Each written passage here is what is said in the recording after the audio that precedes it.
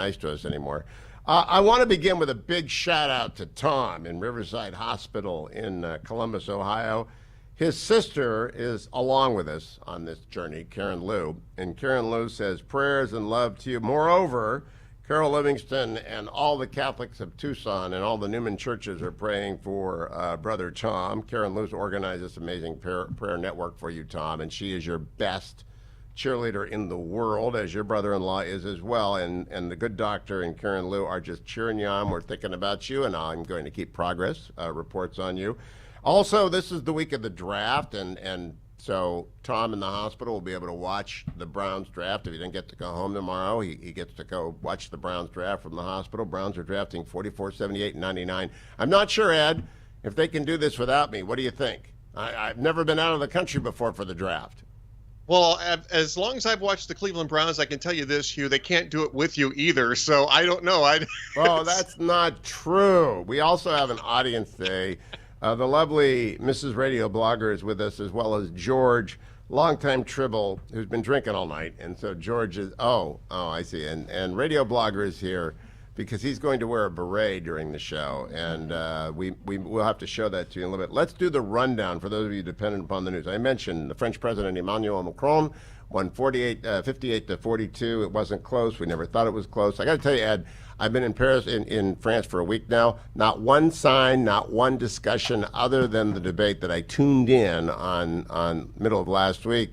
And it was the only time. You're going to have to turn the camera on you at some point. Are you surprised at all by the blowout, Edward? No, I wasn't surprised. And you and I discussed this last week, and both of us were saying, look, this is not going to be close. It might be closer than it was the first time around, but that was a pretty historic blowout the last time around. 16-point win is right in the range of kind of where I thought it was, right in the middle of a crisis. Macron is handling the Ukraine crisis pretty well. I think that now that Russia is kind of showing its true colors. The idea of getting out of NATO, if you're in Europe, the idea of getting out of NATO is ridiculous. The whole thing now is getting into NATO. Yeah, the funniest part about this was there was an attempt to generate some interest in this election by pretending that maybe all those left-wing voters whose candidate didn't make it in will jump over Macron and go vote for Le Pen. This has had about as much drama as a radio show has about whether or not we can get on the air. I suppose we not be able to get on the air, but it's highly, highly unlikely that we aren't going to get on the air. Washington Post.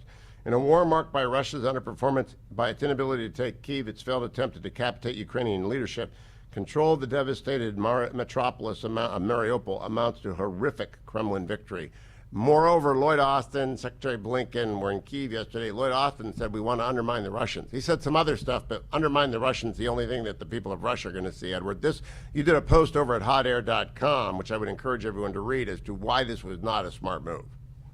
Yeah, it plays right into what Vladimir Putin is telling his own people, that this is a global war against Russia, trying to kneecap Russia. He's fighting for Russia's proper place in the world, et cetera, et cetera.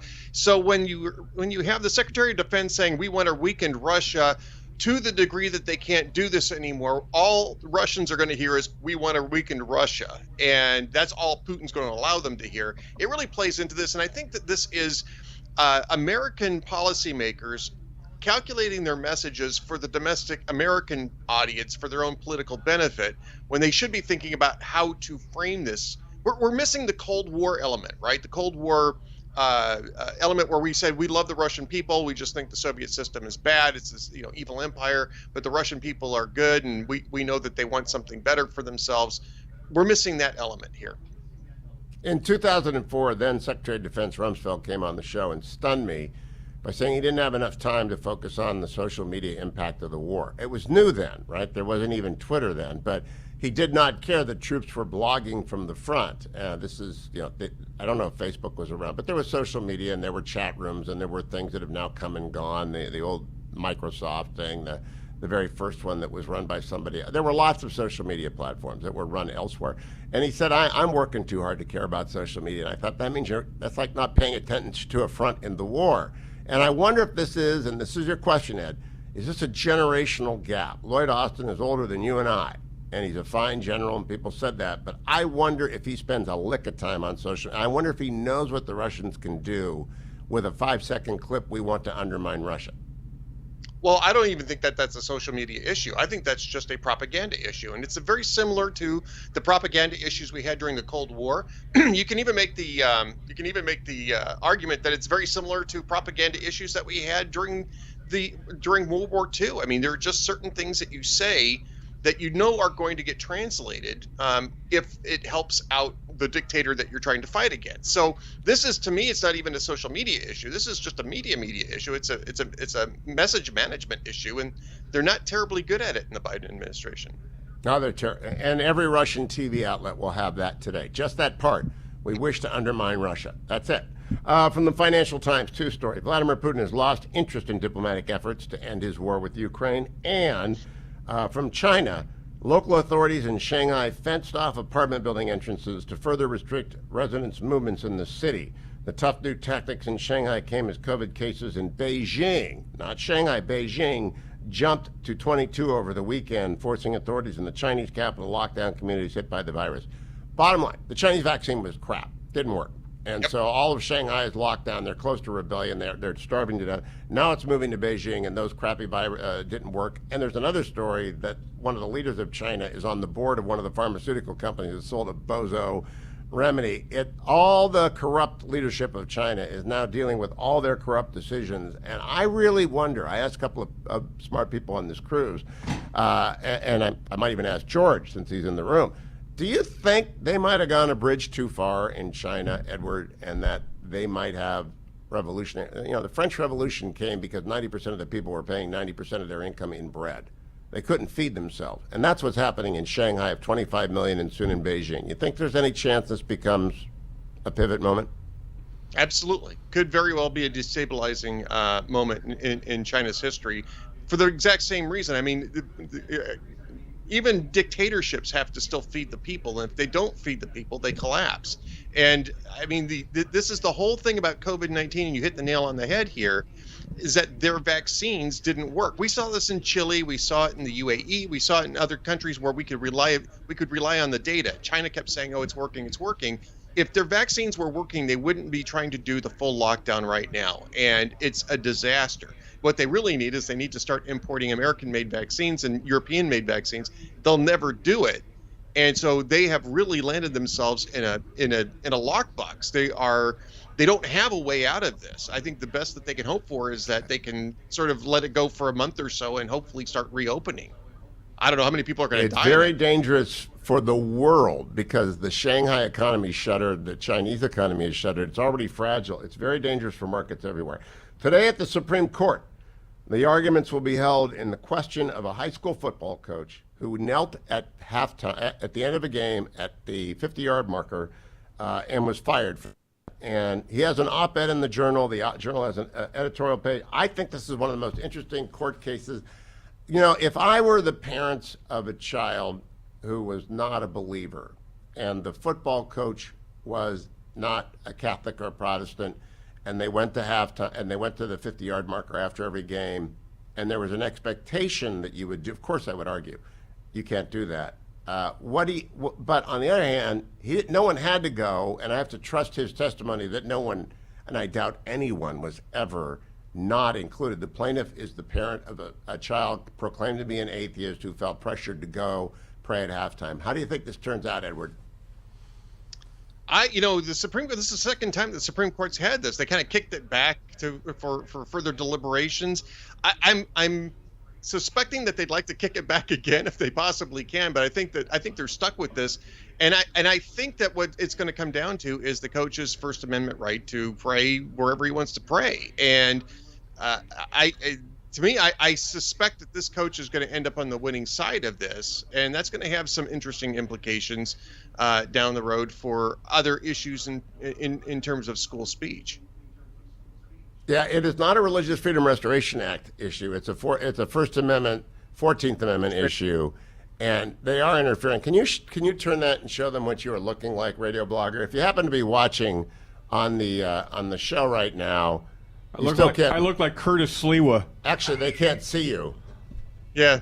You're up. Oh, now they can. It was delayed. I'm right there. Curtis Sliwa is co-hosting with me today. Yes, I think the so. guardian angel of the Hugh Hewitt Show is in beret-clad Dwayne. Tom, listen to the whole show. Everyone keep praying for Tom. Edward will be right back after the break here on the French edition of the Hugh Hewitt Show.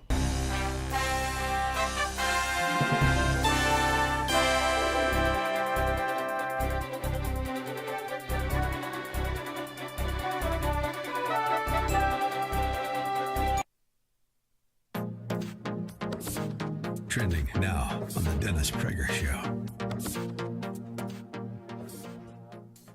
It has to be accompanied by zinc hydroxychloroquine.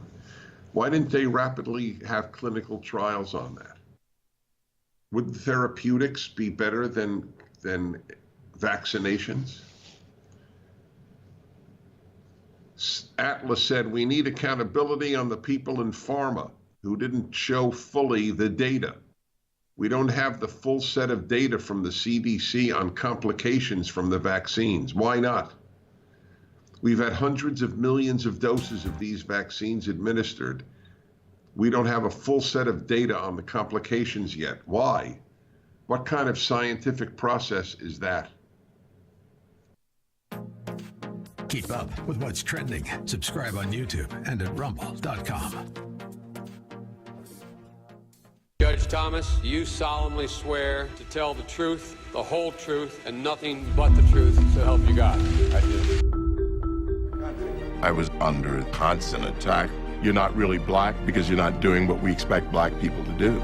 This is the wrong black guy. He has to be destroyed. So you'd still like to serve on the Supreme Court? I'd rather die than withdraw from the process. Look for Salem Now in the App Store or go to salemnow.com. Trending now on Wilkow. And here's my serious question. You could ask this perhaps of friends, family members, or coworkers. If you're against this bill that simply sets age appropriateness between kindergarten and third grade, all of these people in Hollywood are for abortion. How would you explain an abortion to a 5-year-old? Would you show them medically accurate images? Would you show them a video? Would you explain in perfect medical, scientific only, clinical language what an abortion is? No, you wouldn't. Well, why not? You certainly could to a 17 or 18-year-old, a senior in high school who's graduating. Why wouldn't you explain the exact same way to a 5-year-old? I can't hear you. Because that's not, say it with me, age appropriate. So that means that when we're talking about war or violence, death and destruction, medical issues, sexual orientation and transgender issues, there are some things that we don't need to explicitly explain to a 5-year-old or a 6-year-old or even a 7-year-old. You get them in 4th grade. Is that not good enough? And the other side of this is, why don't you just tell us why you're so obsessed with explaining sexual orientation, sex, and transgenderism to a 5-year-old? Keep up with what's trending. Watch Wilkow at 5 p.m. Eastern on Salem News Channel.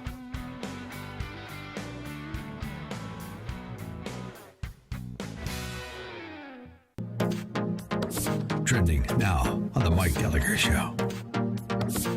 These are clowns who are desperate to prop Joe Biden up. And every last one of the rhinos who did it, the Never Trumpers and the Jen Rubins of the world, they're just flailing, pitiful people who bet on the wrong horse. They're on the wrong side of history, and they are certainly wrong for trying to elevate this guy beyond what he is, which is a blundering, doddering, incompetent old man who should not be in the Oval Office. And that's what we're up against right now. We have a chance to fix these things, and it starts on November the 8th.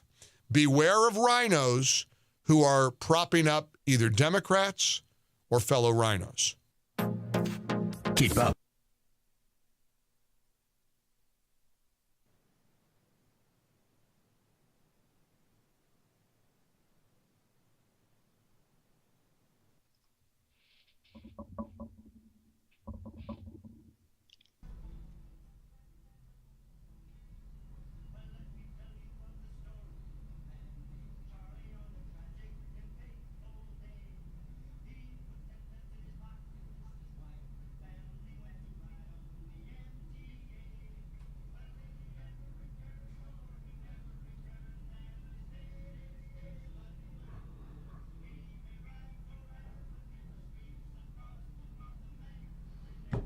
Welcome back, America. You may be wondering why I'm playing, or Adam is playing, Charlie on the MTA. The poor man who got on the MTA never got off. It's because I don't think Generalissimo's ever coming back. I think he's staying on this boat forever because he likes it here. And with his beret, he's just never, ever going to come back from France. See, he's not going to come back. Turn the thing back so people can see me. I got to play for you Brian Stelter. I didn't hear this. I have no idea what this says. Brian Stelter, Ed Morrissey, who you see if you're watching on the Salem News Channel, which you can download at your convenience today. The CNN Plus demise occurred last week. May it blessed memory. CNN of blessed memory. CNN Plus of blessed memory. You know, people are going to work there for another week. And that's got to be a joy, going to work every day on a dead network. You're like the Undertakers. Yeah. And so Brian Stelter pronounced a Benedictus over it yesterday. Let's hear what Brian had to say. Cut number 2. Here at CNN, new ownership decided to shut down the CNN Plus streaming service less than a month after it was launched by the previous management team. The U-turn was front page news, stunning news, and painful news for everyone involved.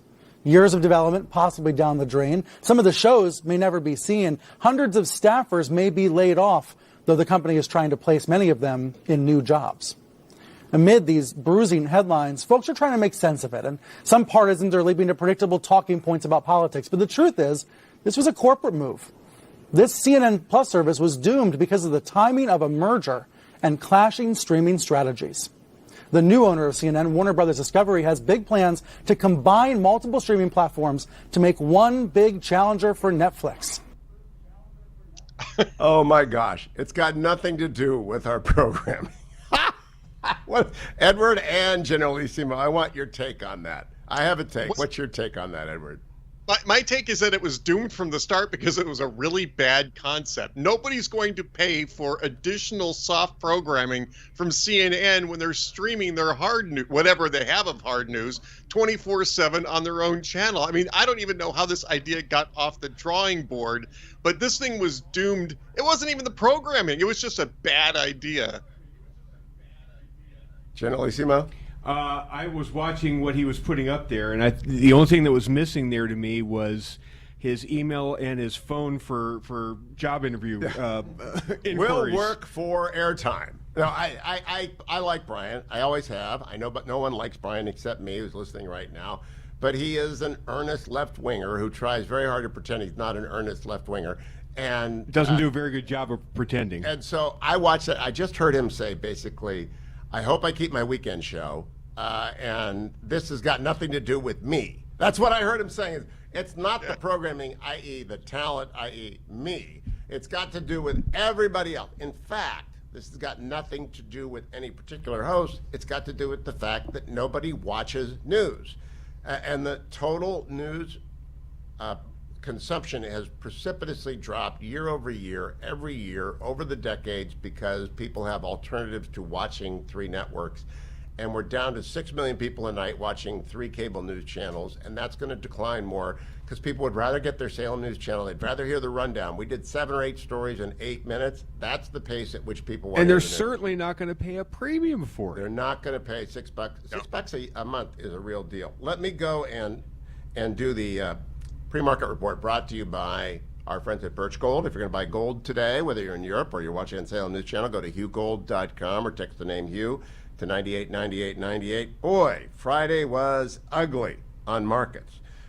Gold this morning is at $19.11, I believe, an ounce, and it dropped a little bit. Everything was ugly, ugly, ugly on Friday, with the Dow off almost 3%, the S&P off 2.75%, the Nasdaq down 2.5%. The French election may calm people down, but basically it's the interest rate hikes that are coming. Inflation is here. They're going to try and kill it. So gold wavers a little bit. I don't think they're going to be able to kill it. I think it's embedded, and Shanghai is going to make it worse. But if you want gold, buy it from Birch Gold via HughGold.com or text my name to 989898. They'll help you work some gold into your retirement portfolio. Text Hugh to 989898 and come right back from the Send. We are the Hugh Hewitt Show. Portions of the Hugh Hewitt Show are brought to you in part by Birch Gold Group.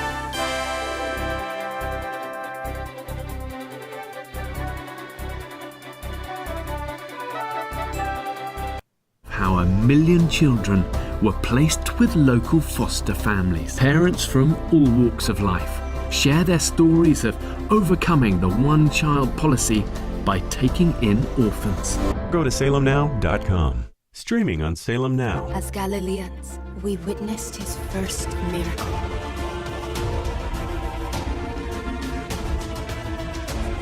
He warned us that a time of great deception would come. But we must hold on to our faith.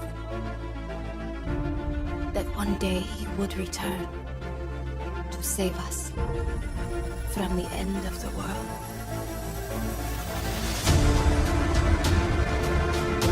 What if there was evidence that proves that this is all real? Because there were so many people bringing up little bits and pieces of this. I'm thinking, there's got to be a pattern here. This discovery proves that he is coming back. This is the most profound discovery in human history. Look for Salem Now in the App Store or go to salemnow.com. Trending now on the Mike Gallagher Show. He takes money that the U.S. gives, and when he doesn't split it with the Bidens, he puts it in his own bank account. So, yeah, I feel bad for the Ukrainian people, but no. I mean, what are we going to do? Just go to the Federal Reserve and fire up the old money machine printer? You know, I tend to agree with him. On the other hand, it's hard not to see the utter devastation, humanity, and the strength, the bravery of these Ukrainian people who are standing up to Russia's atrocities. I told you this a couple weeks ago. A Ukrainian that I met in Florida, guy told me, he said, listen, Americans don't really quite fully get Zelensky. Zelensky is not exactly Mother Teresa. That came from a Ukrainian. Keep up with what's trending. Subscribe on YouTube and at rumble.com. Streaming on Salem Now. Tesla was a genius. His most amazing discoveries thought to be written in a lost journal. Now, in the right hands, it could revolutionize the 21st century. You can stop an earthquake. Doesn't that mean you could start one too? That's why that notebook should never fall into the wrong hands. Shall we stop this thing? Save the universe!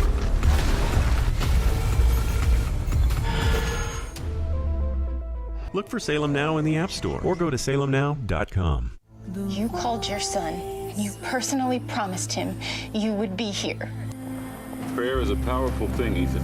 It really does work, if you believe. Look for Salem Now in the App Store or go to salemnow.com. Trending now on the Mike Gallagher Show. Stressed? But now she's got this to deal with because that's the point. It's how cruel they are. That's how vicious and mean-spirited and cruel the Adam Kinzingers and the Liz Cheneys and the Bob Woodwards of the world are. They're a vicious, vicious bunch. Let me give you another example in reminding you of why you're on the right side during these extraordinary times. I don't know who Dana Gould is. Never heard of him. He's got a podcast of some kind, and he's a comic. But he sent out a tweet that went viral for all the wrong reasons. His tweet said, and I quote, thinking about Rush Limbaugh and how now that he's dead, you never, ever hear about him. No one mentions anything he did because what he did had no value. It contributed nothing worthwhile to the culture, nothing of lasting value. Again, with all due respect to Dana Gould, who I've never heard from, I'm not sure what you've contributed to society. I don't know how many millions and millions of dollars you've directed to charities and the philanthropic works that Limbaugh did during his too brief a time on this planet. But I'm going to go out on a limb and think that you don't even have a fingernail worth of merit in terms of contributions to society compared to the late Rush Limbaugh. But again, it's the cruelty, it's the viciousness of the left that matters. That's what stands out. They are a vicious, vicious bunch. Keep up with what's trending. Subscribe on YouTube and at rumble.com. Trending now on Wilkow. And here's my serious question. You could ask this perhaps of friends, family members, or coworkers. If you're against this bill that simply sets age appropriateness between kindergarten and third grade, all of these people in Hollywood are for abortion. How would you explain an abortion to a 5-year-old? Would you show them medically accurate images? Would you show them a video? Would you explain in perfect medical...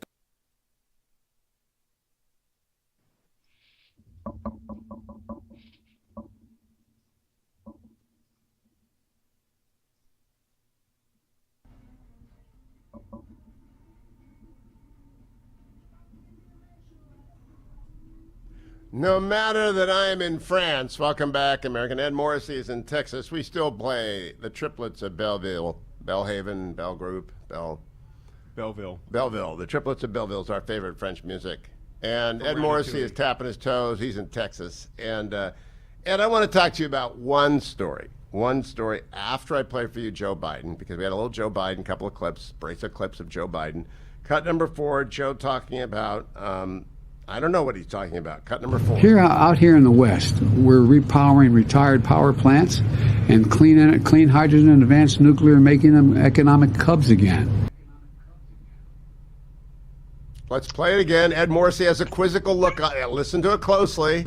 Out here in the West, we're repowering retired power plants and clean hydrogen and advanced nuclear, making them economic hubs again.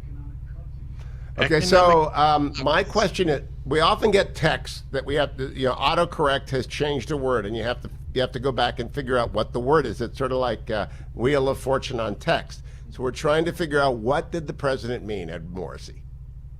I think he's bearish on cities, right? He wants to make them economic hubs again. Is that what I'm hearing? He's bearish on cities. Joe Biden That's is what bearish I heard too. on cities.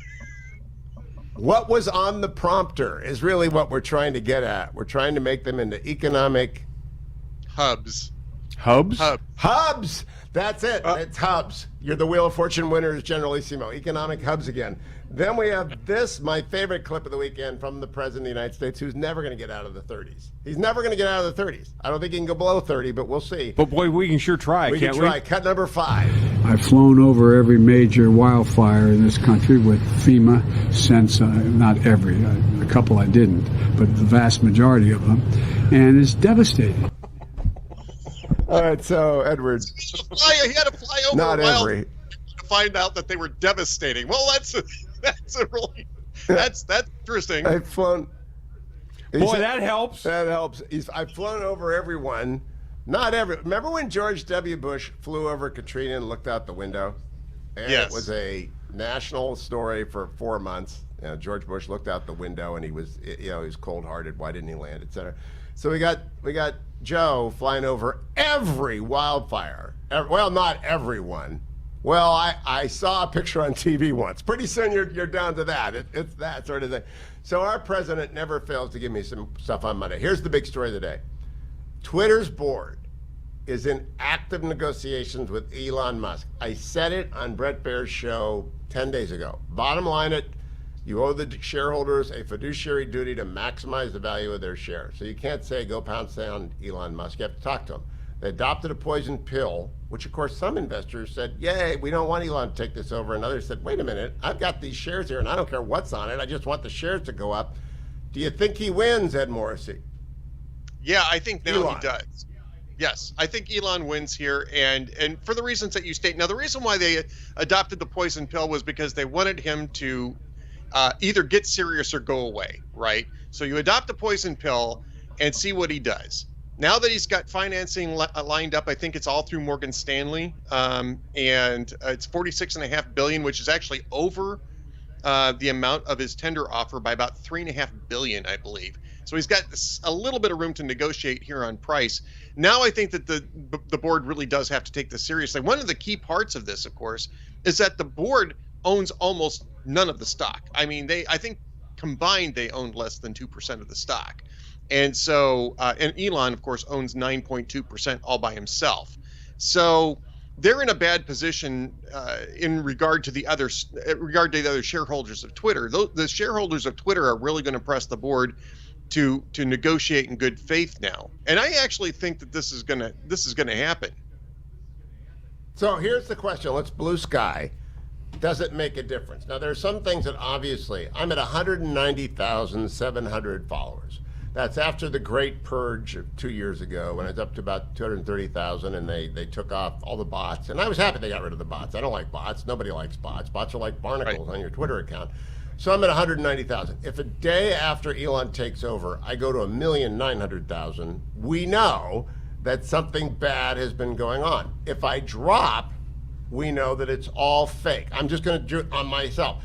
And if it stays the same after Elon takes over and the content moderators have all been fired and that they've introduced everything except profanity and obscenity comes in and no pornography, etc.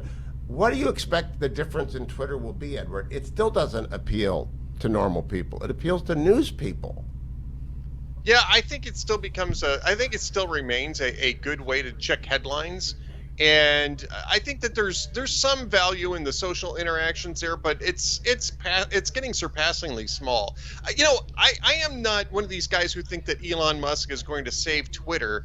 I am not necessarily keen on having the world's richest guy take over from a couple of the other world's 10th richest and 11th richest guy. I don't know that really actually changes a lot, but this is any disruption at this point has got to be better than the status quo. So I'm just really popping popcorn to see what happens next after Elon takes it over. I am too. Someone commented, and I'll think of who it was. It might have been Guy Benson, our friend from townhall.com and Fox News. I think Guy was the one who pointed out that, this is a mixed bag. We don't know what's going to happen after this. But then Rich Lowry said of the Disney DeSantis flap, the good side of that is it's going to give corporate boards who are being pushed by their woke employees a reason not to do what their woke employees said to do. They're going to say, look what happened at Disney. We don't need to get into this mess. We're not going to be as woke before. If Twitter gets taken over by Elon, the upside is that woke content moderators will not punish the ideologically and only the ideologically offensive people. They're pro-gun, right. They're pro-Second Amendment, they're pro-life, whatever they're. But the downside to this is it's going to show other people, why don't you go over and take over Salem Media? If you're a rich lefty, right, why don't you make a tender offer for Salem Media? And this will end up not being the only milkshake that gets drunk. Yeah, right? There will be lots of milkshakes out there, and they're going to drink our milkshake. And I don't know that people have really thought through what happens when really wealthy people, like Jeff Bezos buying the Washington Post, is similar to Elon Musk buying Twitter. Except they're both blue bubbles presently. That's been my point all along, is that people are freaking out over Elon Musk. Billionaires have been buying communications platforms for decades. I mean, you've got Glenn Taylor, who bought the Star Tribune in the Twin Cities. You've got Carlos Slim, who took over a major portion of the New York Times. You've got Jeff Bezos, who completely bought out the Washington Post. I mean, Warren Buffett owns dozens of local newspapers. People don't realize that, but Warren Buffett owns dozens of local newspapers. This is not new. I mean, Elon Musk is not the reincarnation of William Randolph Hearst. Even William Randolph Hearst wasn't really the incarnation of William Randolph Hearst as we saw it in Citizen Kane. So this isn't new. I do think that this is more aimed at communications companies than anything else, because billionaires want to be able to get their point of view across. But it's not new. I don't know that it's going to. Who hates it the most? Who hates Elon Musk winning the most, Ed? Who hates Elon Musk winning the most? Other billionaires. Honestly, other billionaires. No, I mean, Truth Social hates Elon Musk taking over Twitter the most. Donald Trump hates Elon Musk's bid because and everyone who bought into that SPAC and all the investors that invested in Truth Social as it was going to be, or the guys that started not Grabby and what's the Getter, the folks who started Getter, they're all screwed. Yeah, right. Breitbart's screwed. Everybody is screwed who makes a living out of complaining about Twitter. Everybody, because once Elon's running it, the assumption will be it really genuinely will be a no holds barred based on ideology. Right, they free up Trump. He comes back on Twitter, and does Trump come back on Twitter? Of course he does. But if he does, that destroys the company that he. I don't know if he. I think he might. Donald Trump might owe a duty to the shareholders of Truth Social, which he promised would be his new network, not to go on Twitter. See, I think he comes back to Twitter because he wants to get back in the game. But Truth Social, Edward, what do you think? Yeah, it's. I don't own any of this. I don't own any of it either, at least not to my knowledge. I mean, maybe there's a portfolio that I've got that's investing in. Yeah. Yeah, but I mean, to my knowledge, I don't own any of this. I didn't realize that Truth Social was a public company. I thought it was still private. So, but if it's public, yeah, you're right. No, I think Truth Social. I think Truth Social was a SPAC that trades publicly. Am I right? George is nodding. We don't know whether or not to trust George. Then you're George right. Might be nodding off. Yeah, actually. Okay, look what I've got, America. If you're watching on, because sure enough, my listeners brought their Who had it? back to Who had it? Ed had it. Ed did, and Peggy and Ed came over and sat down with us, and my back is killing me, and so the beds on the Alma Waterway is terrific. It's terrific, but it's so terrific I didn't move. And if you don't move, if you don't turn over at night, if you just, it's good, hard, firm mattress. It's great. Ship was moving along last night. Everything was terrific.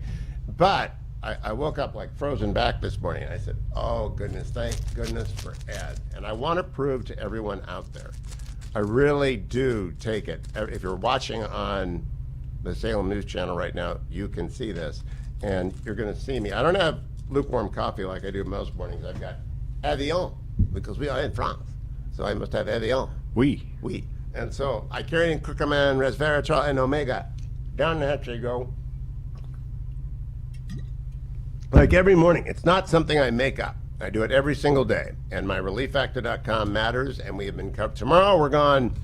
Kurt Schlichter's sitting in for me tomorrow because I'm off on the gallivanting around the beaches of Normandy to with Matthias and others who know what they're talking about, and I've been listening to podcast after Normandy.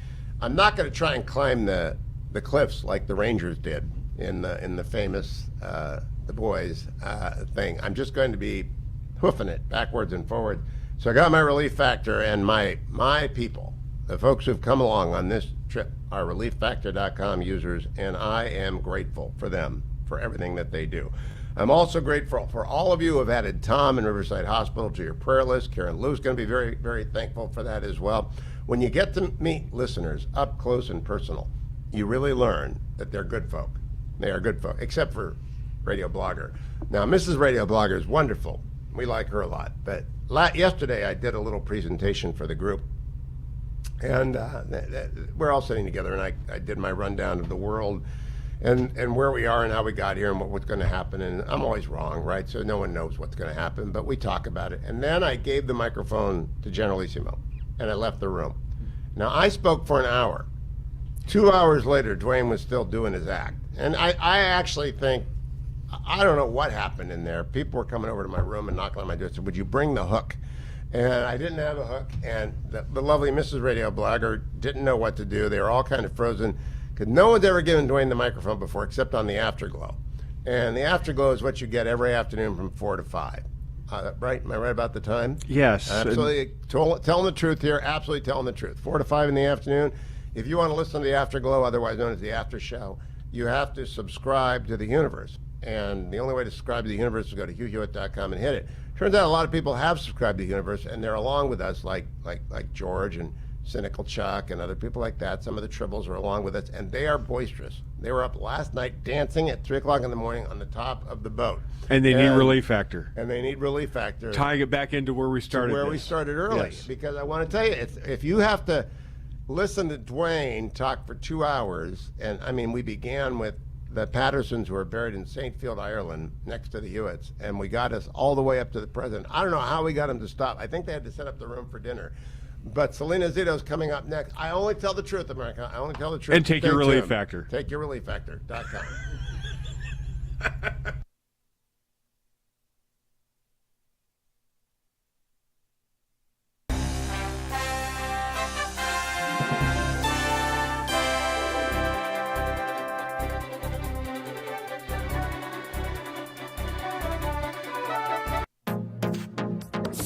Trending now.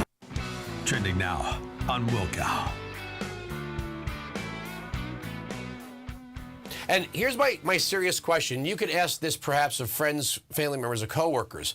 If you're against this bill that simply sets age appropriateness between kindergarten and third grade, all of these people in Hollywood are for abortion. How would you explain an abortion to a 5-year-old? Would you show them medically accurate images? Would you show them a video? Would you explain in perfect medical, scientific only, clinical language what an abortion is? No, you wouldn't. Well, why not? You certainly could to a 17, 18-year-old, a senior in high school who's graduating.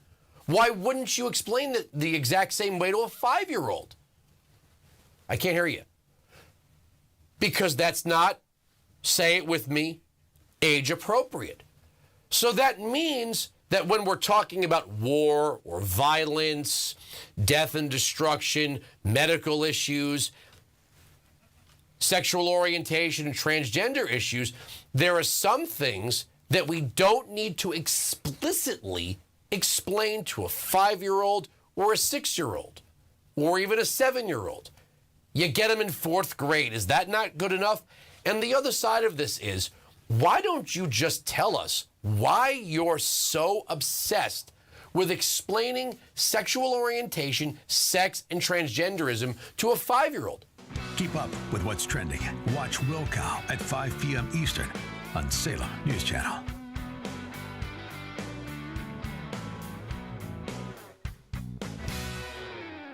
Streaming on Salem Now.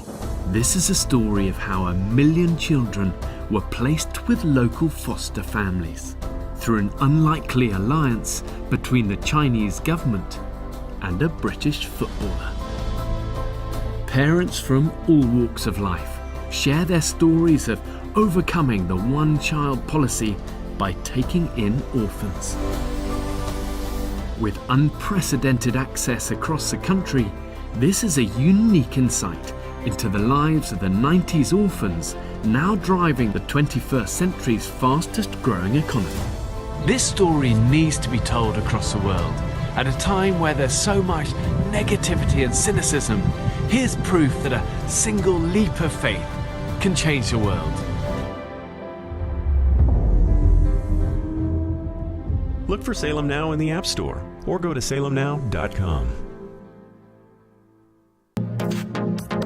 Trending now on the Mike Gallagher Show.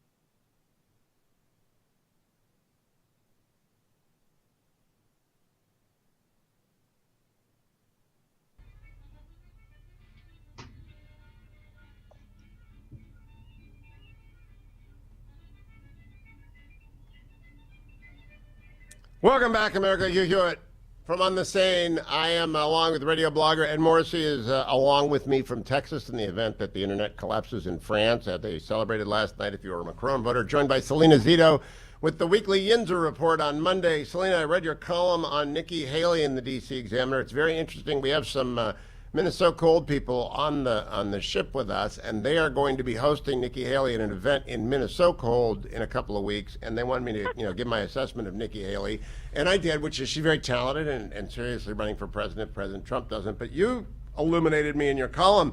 She's out there working for everybody. Yeah, so good morning. Thanks for having me on. So yeah, I mean, she's out there doing the things that if you have plans on running for president and you aren't holding office, or you don't hold office, she's doing the things that you need to do to not only win, develop a relationship with conservatives across the country. Those kinds of relationships are incredibly important especially in primary caucuses in 2 years, but also showing that she can help bring people over the line in tough races. Salena, this is Ed. Great talking with you again. I read this piece and you were talking. Good morning. I read the piece about Nikki Haley. Great article in the Washington Examiner. Everybody should be reading this. You talk about Nikki Haley's work to sort of redefine conservatism, or try to bring conservatism back to a more familiar territory. Is this sort of a reaction to what she might be looking at as an overdose of populism? What is it exactly that Nikki Haley wants to do with conservatism? Oh, no, I think she very much considers herself an economic and cultural populist. I think that she just wants to, bring, you win elections by coalitions, right? And part of the strength of the coalition in 2010, 2009, 2014 were the economic populists that were part of the Tea Party. They became part of conservative populism that helped bring Donald Trump in 2016, but also were very instrumental in, despite Donald Trump losing in 2020, down ballot, Republicans continue to have robust turnout and robust elections of conservatives in state and local elections. And you saw it again in 2021 with Glenn Youngkin, also almost in New Jersey, but also again in municipal and row offices across the country. Those elections are incredibly important, but bringing these people together is, I think she believes, is an important part of growing this coalition. So, Salena, give us an update on the Pennsylvania Senate election. I know that Fetterman, the liberal Democrat lunatic, won the debate handily, though both of the others who are far behind him just jammed him for pointing a weapon at an unarmed African-American man who he thought was a danger to his son. And they hammered him on that. I still think he's going to win. Mike Pompeo endorsed David McCormick last week. What's the situation? When does the vote occur in Pennsylvania? Okay, so the election is May 17th. Fetterman is going to win probably quite handily. He's run a good campaign in terms of getting out there and doing good retail politics. Almost nobody watches a debate in a Senate race, except maybe if there's some clips of some real doozies. So I think that any contention that Lamb or Kenyatta have on that debate that they wanted, because of bringing up the gun by Fetterman, is not going to have an impact. David McCormick had been, winning quite handily in the primary.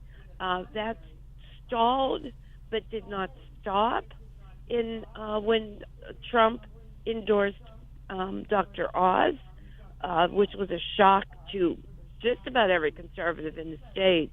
Oz got a bit of a bump, but that is now faded. I think that Oz has a ceiling, and he's hit his ceiling, and McCormick will win this. Salena, the city of Philadelphia tried to reimpose a mask mandate and ended up having to withdraw from it 4 days later. Do you think that that's going to impact how people vote in the midterm election in Pennsylvania? That little false move back to mandates? Well, sure. I mean, I think that the Wolf administration, that's our governor here, is wildly both unpopular. Mandates such as the mask is going to have an impact, but the biggest impact coming out of Philadelphia is going to be the insane crime wave that's going on there. I think there were over 30 people, or 55 people shot over Easter weekend alone.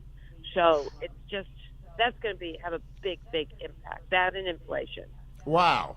I didn't know that. I will start reading the Inquirer just to find out what the bullet count is. Salena Zito, always a pleasure. Read everything at salenazito.com. Come right back, hour number 2 with Ed Morrissey co-hosting. I'm in France, Ed is in Texas, so we've got everything covered. The tricolor and the Texas Republic all in here for you. And Jake Sherman opens up with news from the House Republican Conference when we return to the Hugh Hewitt Show, France edition.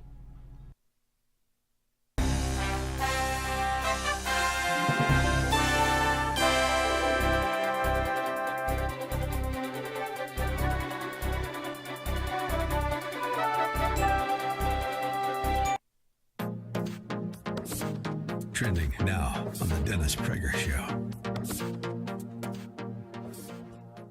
Period, emotions, truth is timeless. And you guys also have eternal wisdom that we both know comes from the Word of God. And those 5-minute videos from PragerU were so impactful because they were so simple, straight to the point, and so full of facts that is the remedy for leftism, if you will. It's the remedy for being in your feelings. And so there was a couple of videos, but the 5-minute videos were just fantastic for me. They were easy, short, stuff that I could watch, and were just amazing. Did somebody bring those to your attention, or you just discovered it on the internet? No, just kind of discovered them on the internet. That's fascinating. That's great. Yeah. Social media. Yes. Do you have? I often ask this of Prager Force members. Do you have a favorite video? And I don't. You may not, and I don't care what it is if you do. But I'm curious. I do. It's the 5-minute video about the separation of church and state. I love that because he just goes into all the history of it, how there's not in the Constitution. I actually have a show, it's called Church and State, where my desire is to bring faith and politics together, kind of like Jack Hibbs or Rob McCoy. I want the church, I want people who have not been engaged in this kind of arena before to see that there's really no difference, that everything is sacred, kind of like the Jewish mind. Keep up with what's trending. Subscribe on YouTube and at rumble.com.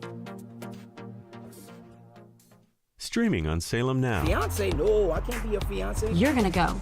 You're gonna be my fiance, and you're gonna be the most amazing, fascinating, most successful man ever. We're only gonna be there for a few hours, eat dinner, and I promise we'll have the best breakup of all time. My baby, my princess. Oh, booyah! Beat a little bit. Stream on your phone, tablet, or TV. Look for Salem Now in the App Store or go to salemnow.com. The only time you can come to Christ, when the Spirit of God comes. You ever thought of going to seminary? Billy Graham. Gloria a Dios, hermanos. ¿Quién está listo para ser transformado por el poder de sus palabras?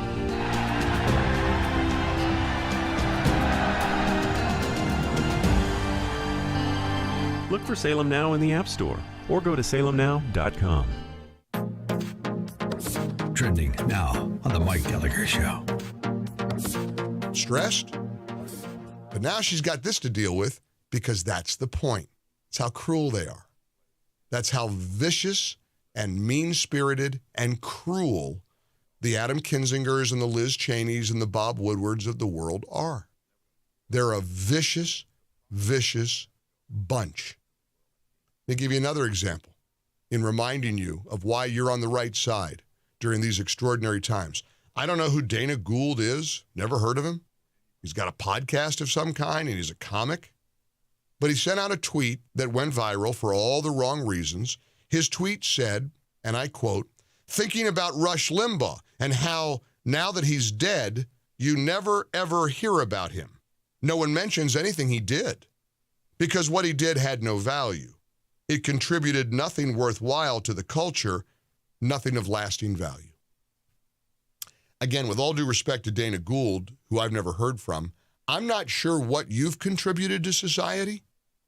I don't know how many millions and millions of dollars you've directed to charities and the philanthropic works that Limbaugh did during his too brief a time on this planet. But I'm going to go out on a limb and think that you don't even have a fingernail worth of merit in terms of contributions to society compared to the late Rush Limbaugh. But again, it's the cruelty, it's the viciousness of the left that matters. That's what stands out. They are a vicious, vicious bunch. Keep up with what's trending. Subscribe on YouTube and at rumble.com. The Democratic Party somehow has convinced black people that they're the good guys. Never mind the skanky history of the Democratic Party. That was a party of slavery. They're racist, racist, racist. Everything's racist. Look for Salem Now in the App Store or go to salemnow.com. Streaming on Salem Now. Award-winning filmmakers Stephen Barber and Matthew Housley, along with producer Tamara Henry, bring you the world's most dangerous paper route. Never-before-seen images from legendary Stars and Stripes military newspaper. In a way, the hometown newspaper of the U.S. military. Everybody read it. In the field, in particularly, people were hungry for it. And there were no punches pulled. We knew what was going on in the States. Don't worry about the bullet with your name on it. Worry about those flying around that say to whom it may concern. I had a choice between going to Armed Forces Network or to Stars and Stripes, and I picked Stars and Stripes. Join Vanilla Fire Productions as they head downrange to Afghanistan, Iraq, and Kuwait to follow the world's most dangerous paper route. Look for Salem Now in the App Store or go to salemnow.com. If I were to pick the most consequential conservative of the modern era, it would be Roger Ailes. So is he the pit bull of American politics? When Roger Ailes is on your team, you win. Go to salemnow.com. Trending now on The Mike Gallagher Show.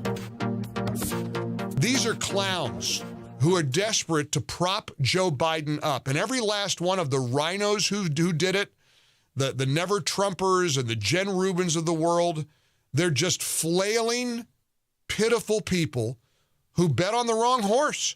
They're on the wrong side of history, and they are certainly wrong for trying to elevate this guy beyond what he is, which is a blundering, doddering, incompetent old man who should not be in the Oval Office.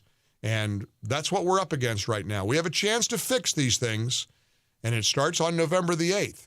Beware of rhinos who are propping up either Democrats or fellow rhinos. Keep up with what's trending. Subscribe on YouTube and at rumble.com.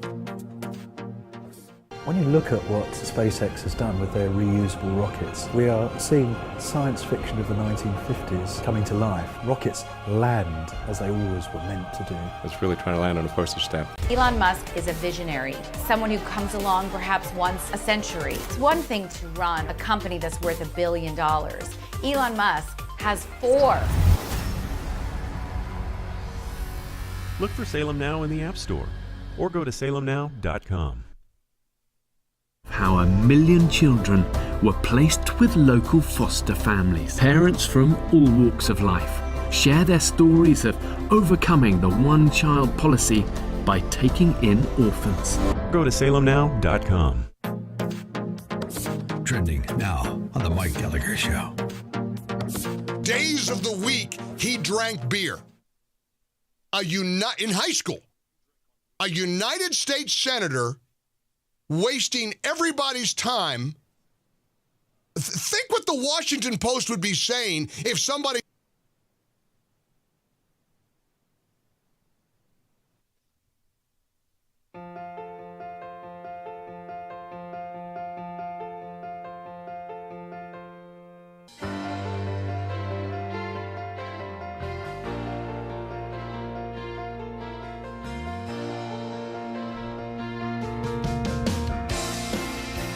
Morning, Glory, America. Bonjour, hi, Canada. Hugh Hewitt, hour number 2 of the second week in France of the Hugh Hewitt Show. Ed Morrissey standing by with me in Texas in the event that France goes to bed or goes on vacation early this year after the presidential election that saw Macron win. Jake Sherman joins us from Washington, D.C.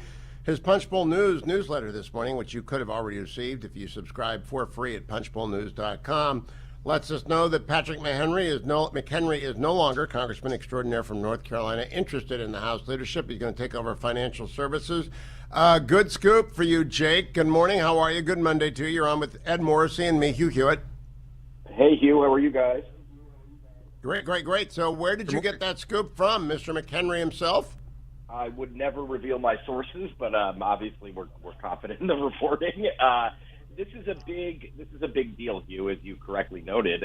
McHenry was the favorite for GOP whip, and Kevin McCarthy and Steve Scalise, who are expected to ascend as the number 1 and 2 in leadership if Republicans take the majority, which everybody kind of believes they will, they're going to need a strong whip. And McHenry was seen, and my experience in covering him for the past 12 or so years is that he would be a very good whip. He was the chief deputy whip under Steve Scalise in the last Republican majority, but ultimately he decided to stay in financial services, which is also a pretty big job. I mean, he will be chairman of a committee, presumably if Republicans take the majority, that has huge influence on everything from, the new frontier of digital payments to Wall Street to everything in between.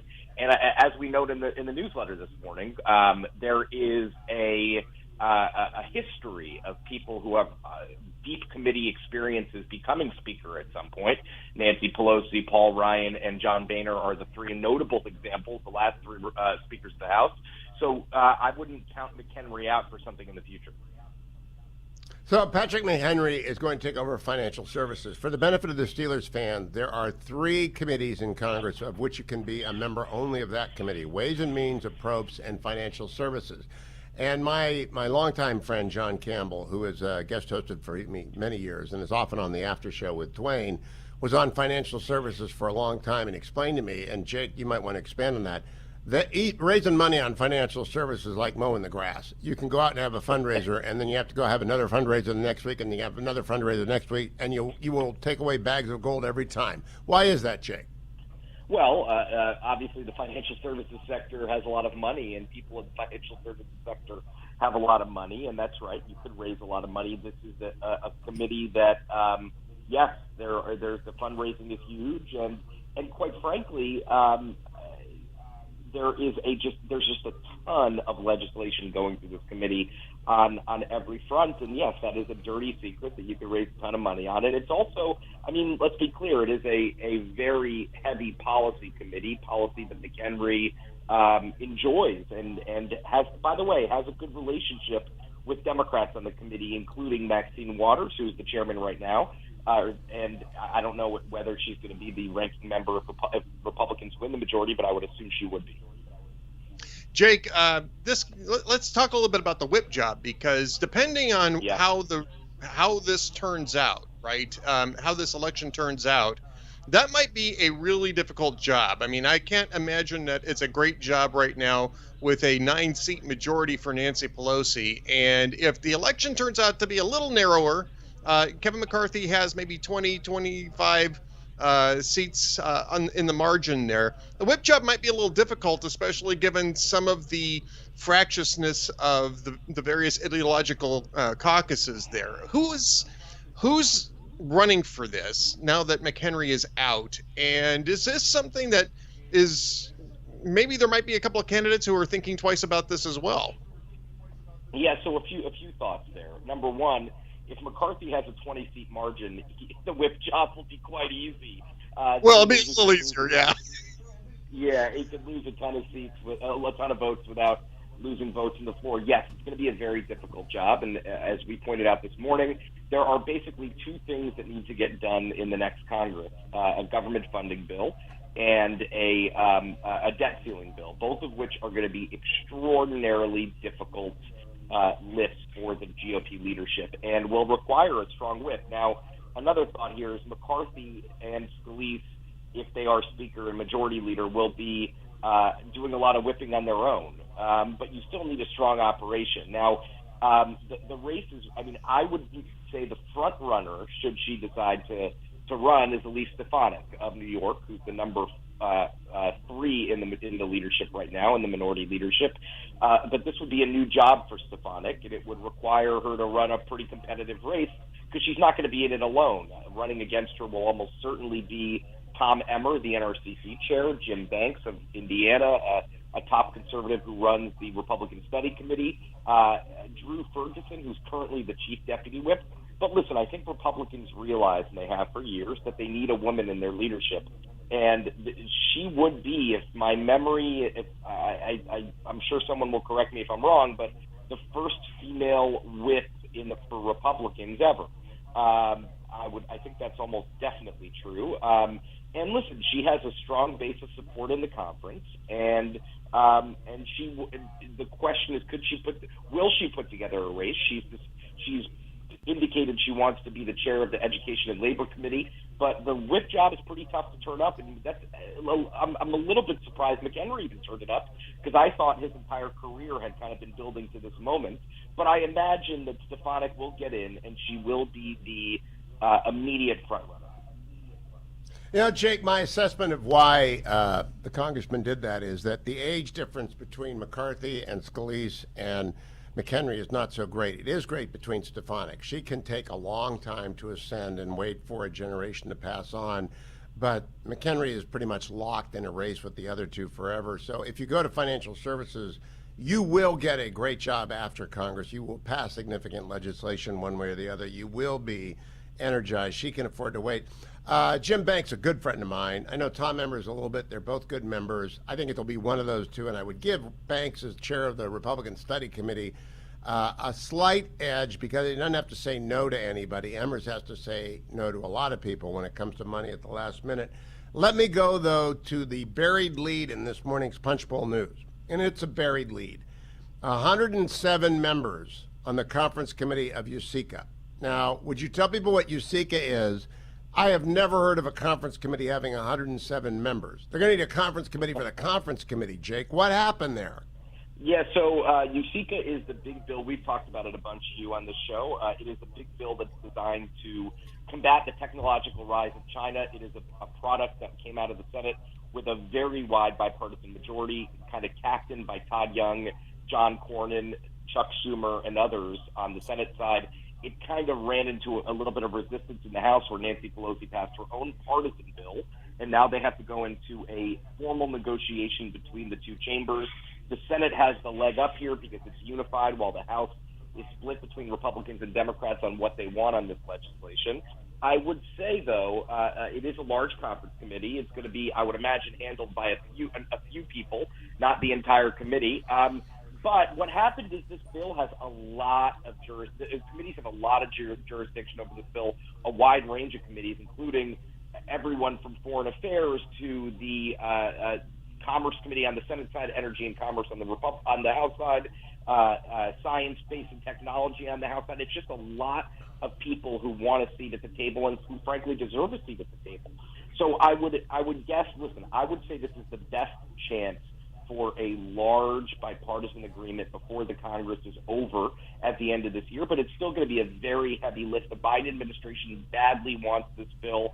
It would boost semiconductor and chip manufacturing in the United States by a ton, by a good amount, and invest heavily in the high-tech sector in the U.S. It's amazing, Hugh. I know you and I have talked about this before, but we have no semiconductors made in this country, and we're very heavily reliant on Asia to make semiconductors, and that's not something that's sustainable according to people in both parties and experts. So this is a big chance for a big bipartisan agreement.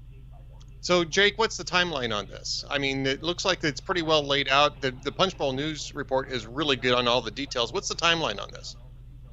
I would say the next couple months. I mean, there's a hope that they will be able to get this done before the Memorial Day break. I am skeptical, as somebody in the White House always puts it to me, someone in this White House, when it comes to Congress, always bet the over. It always takes longer than you would anticipate. To come to an agreement and to squeeze it through both chambers is very difficult. It takes precious floor time. It's just, there's a lot going on.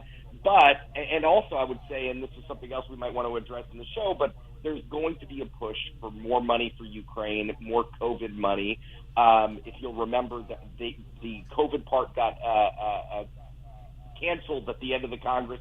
There's a lot going on. We will be back. Jake Sherman of punchbowlnews.com. Thank you. If you want to be as smart as Ed and I are about USIC and everything else, go subscribe to Punchbowl News. Come right back for the second segment of the second hour from France and Texas. It's the Hugh Hewitt Show. Thank you, Jake. Portions of the Hugh Hewitt Show are brought to you in part by Job Creators Network.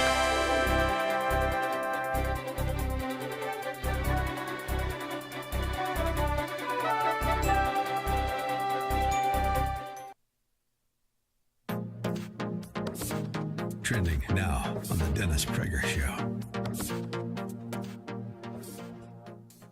has to be accompanied by zinc hydroxychloroquine. Why didn't they rapidly have clinical trials on that? Would therapeutics be better than vaccinations? Atlas said, we need accountability on the people in pharma who didn't show fully the data. We don't have the full set of data from the CDC on complications from the vaccines. Why not? We've had hundreds of millions of doses of these vaccines administered. We don't have a full set of data on the complications yet. Why? What kind of scientific process is that? Keep up with what's trending. Subscribe on YouTube and at rumble.com. Judge Thomas, do you solemnly swear to tell the truth, the whole truth, and nothing but the truth, so help you God? I do. I was under constant attack. You're not really black because you're not doing what we expect black people to do. This is the wrong black guy. He has to be destroyed. So you'd still like to serve on the Supreme Court? I'd rather die than withdraw from the process. Look for Salem Now in the App Store or go to salemnow.com. Trending now on Wilkow.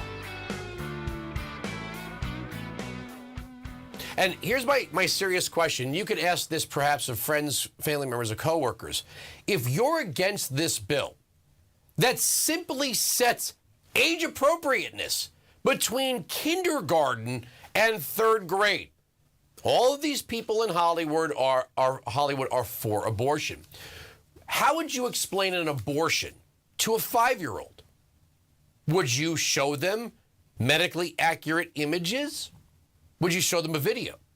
Would you explain in perfect medical, scientific only, clinical language what an abortion is? No, you wouldn't. Well, why not? You certainly could to a 17, 18-year-old, a senior in high school who's graduating. Why wouldn't you explain it the exact same way to a 5-year-old? I can't hear you. Because that's not, say it with me, age appropriate. So that means that when we're talking about war or violence, death and destruction, medical issues, sexual orientation and transgender issues, there are some things that we don't need to explicitly explain to a 5-year-old or a 6-year-old or even a 7-year-old. You get them in 4th grade. Is that not good enough? And the other side of this is, why don't you just tell us why you're so obsessed with explaining sexual orientation, sex, and transgenderism to a 5-year-old? Keep up with what's trending. Watch Wilkow at 5 p.m. Eastern on Salem News Channel.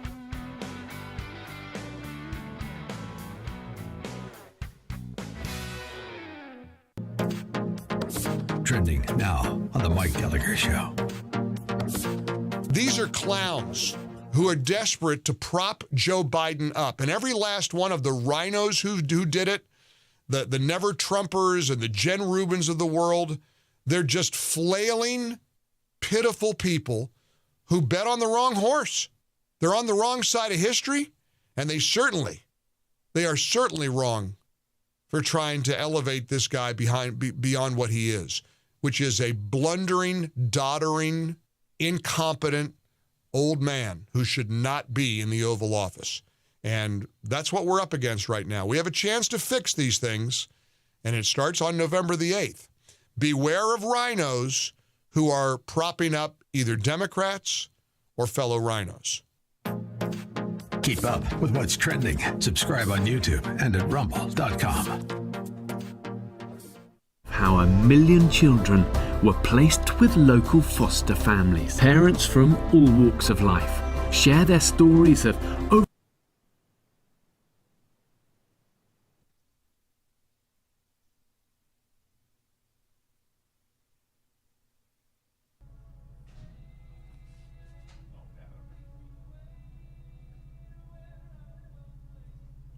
Welcome back, America. Hugh Hewitt from France, Ed Morrissey from Texas joining me. Dash Patterson has gone off and is having lunch on the ship. Good morning to all of you, wherever you are in the United States. I want to remind everyone about our friends at Job Creators Network. They are sponsors of our show. They are running thegreatopportunityproject.com, talking with Jake Sherman about the bill that is going to pass out of financial services under the stewardship of Patrick McHenry, the work that's going to be coming out. Hopefully there won't be any taxes, but between now and November, we have to worry about taxes, and that's what the greatopportunityproject.com is all about. Go and join it. Add your voice to everyone that signed up with the Job Creators Network to stop it from becoming reality. The president's budget is a nightmare kind of budget, but the Great Opportunity Project has thrown itself in the way of that. You'll see their ads all over the United States. You will see them assist small business owners everywhere. The Job Creators Network does so well, and only they do so well in stopping the worst things from happening. The JobCreatorsNetwork.com. Ed Morrissey, I want to go back to Twitter for a second. If in fact, and I'm going to open up the phones to people at 1-800-520-1234, do you think Twitter will get bigger or smaller if Elon Musk takes it over? I think it'll probably get bigger initially. I don't know how much more growth there is, the growth potential there really is for Twitter, though. It's been around for a long time. It's been fairly stable for a while. And I think that might be what's really on shareholders' minds as they see this offer from Elon Musk, which is that this is probably their best bet to profit off of Twitter and get out.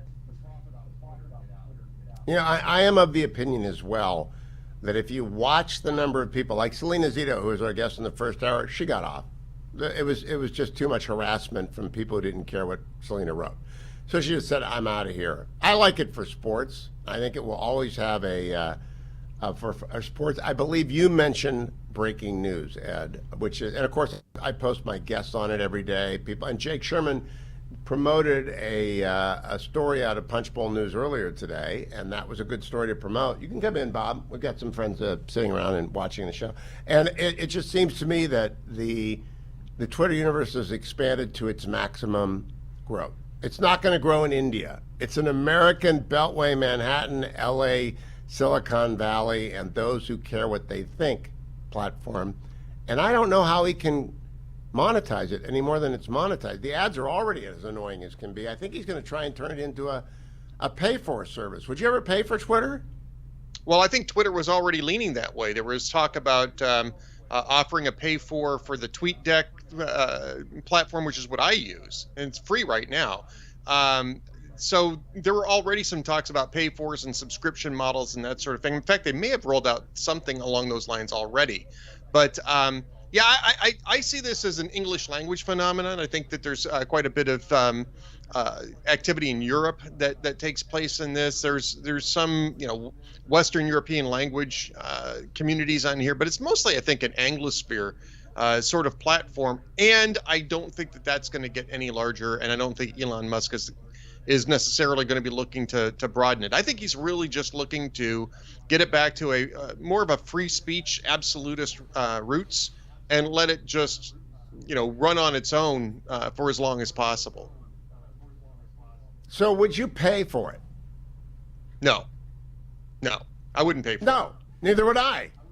The moment they charge me a dime, I put up with the ads and I just scroll through the ads like everybody does. You still see them. It's very good for promoting movie openings. It's very good for promoting quick happening events and that sort of thing.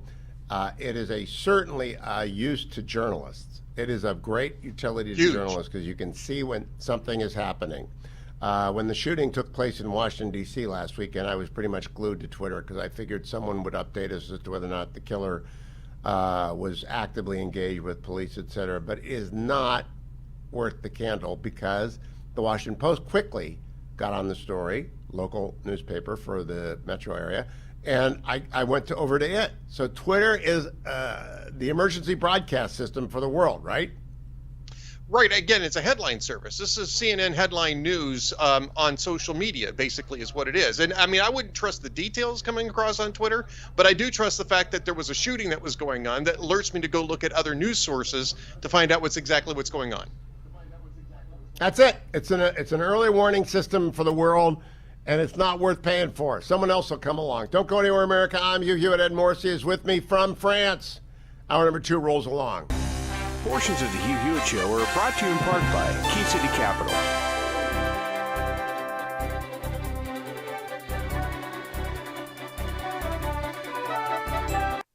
You called your son, and you personally promised him you would be here. Prayer is a powerful thing, Ethan. It really does work, if you believe. Look for Salem Now in the App Store or go to salemnow.com. Trending now on The Mike Gallagher Show. Stressed? But now she's got this to deal with because that's the point. It's how cruel they are. That's how vicious and mean-spirited and cruel the Adam Kinzingers and the Liz Cheneys and the Bob Woodwards of the world are. They're a vicious, vicious bunch. Let me give you another example in reminding you of why you're on the right side during these extraordinary times. I don't know who Dana Gould is. Never heard of him. He's got a podcast of some kind, and he's a comic. But he sent out a tweet that went viral for all the wrong reasons.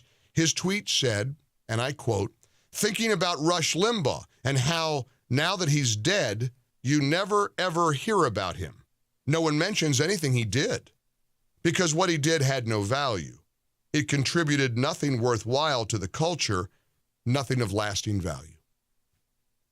Again, with all due respect to Dana Gould, who I've never heard from, I'm not sure what you've contributed to society. I don't know how many millions and millions of dollars you've directed to charities and the philanthropic works that Limbaugh did during his too brief a time on this planet. But I'm going to go out on a limb and think that you don't even have a fingernail worth of merit in terms of contributions to society compared to the late Rush Limbaugh. But again, it's the cruelty, it's the viciousness of the left that matters. That's what stands out. They are a vicious, vicious bunch. Keep up with what's trending. Subscribe on YouTube and at rumble.com. Trending now on Wilkow. And here's my serious question. You could ask this perhaps of friends, family members, or coworkers. If you're against this bill that simply sets age appropriateness between kindergarten and 3rd grade, all of these people in Hollywood are for abortion. How would you explain an abortion to a 5-year-old? Would you show them medically accurate images? Would you show them a video? Would you explain in perfect medical, scientific only, clinical language what an abortion is? No, you wouldn't. Well, why not? You certainly could to a 17, 18-year-old, a senior in high school who's graduating. Why wouldn't you explain the exact same way to a 5-year-old? I can't hear you. Because that's not, say it with me, age appropriate. So that means that when we're talking about war or violence, death and destruction, medical issues, sexual orientation and transgender issues, there are some things that we don't need to explicitly explain to a 5-year-old or a 6-year-old or even a 7-year-old. You get them in 4th grade. Is that not good enough?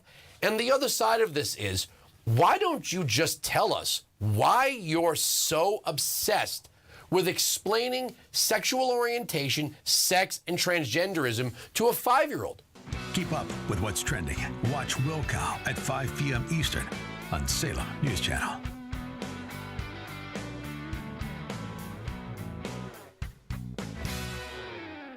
Streaming on Salem Now. This is a story of how 1 million children were placed with local foster families through an unlikely alliance between the Chinese government and a British footballer. Parents from all walks of life share their stories of overcoming the one-child policy by taking in orphans. With unprecedented access across the country, this is a unique insight into the lives of the 90s orphans now driving the 21st century's fastest growing economy. This story needs to be told across the world. At a time where there's so much negativity and cynicism, here's proof that a single leap of faith can change the world. Look for Salem Now in the App Store or go to salemnow.com. Trending now on the Mike Gallagher Show.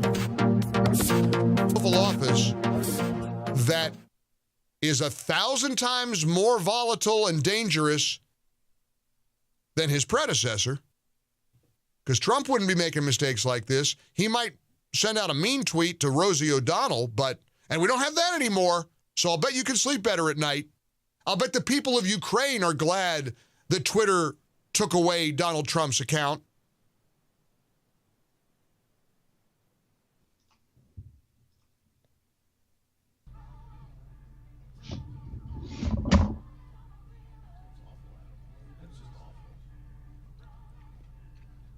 Welcome back, America. Hugh Hewitt from Normandy, France. I'll be on the beaches of Normandy tomorrow morning. Ed Morrissey joins me from Texas. Ed, I want you to hear Peter Baker on a Sunday show yesterday talking about what the Democrats are facing. Let's roll that tape. Been here.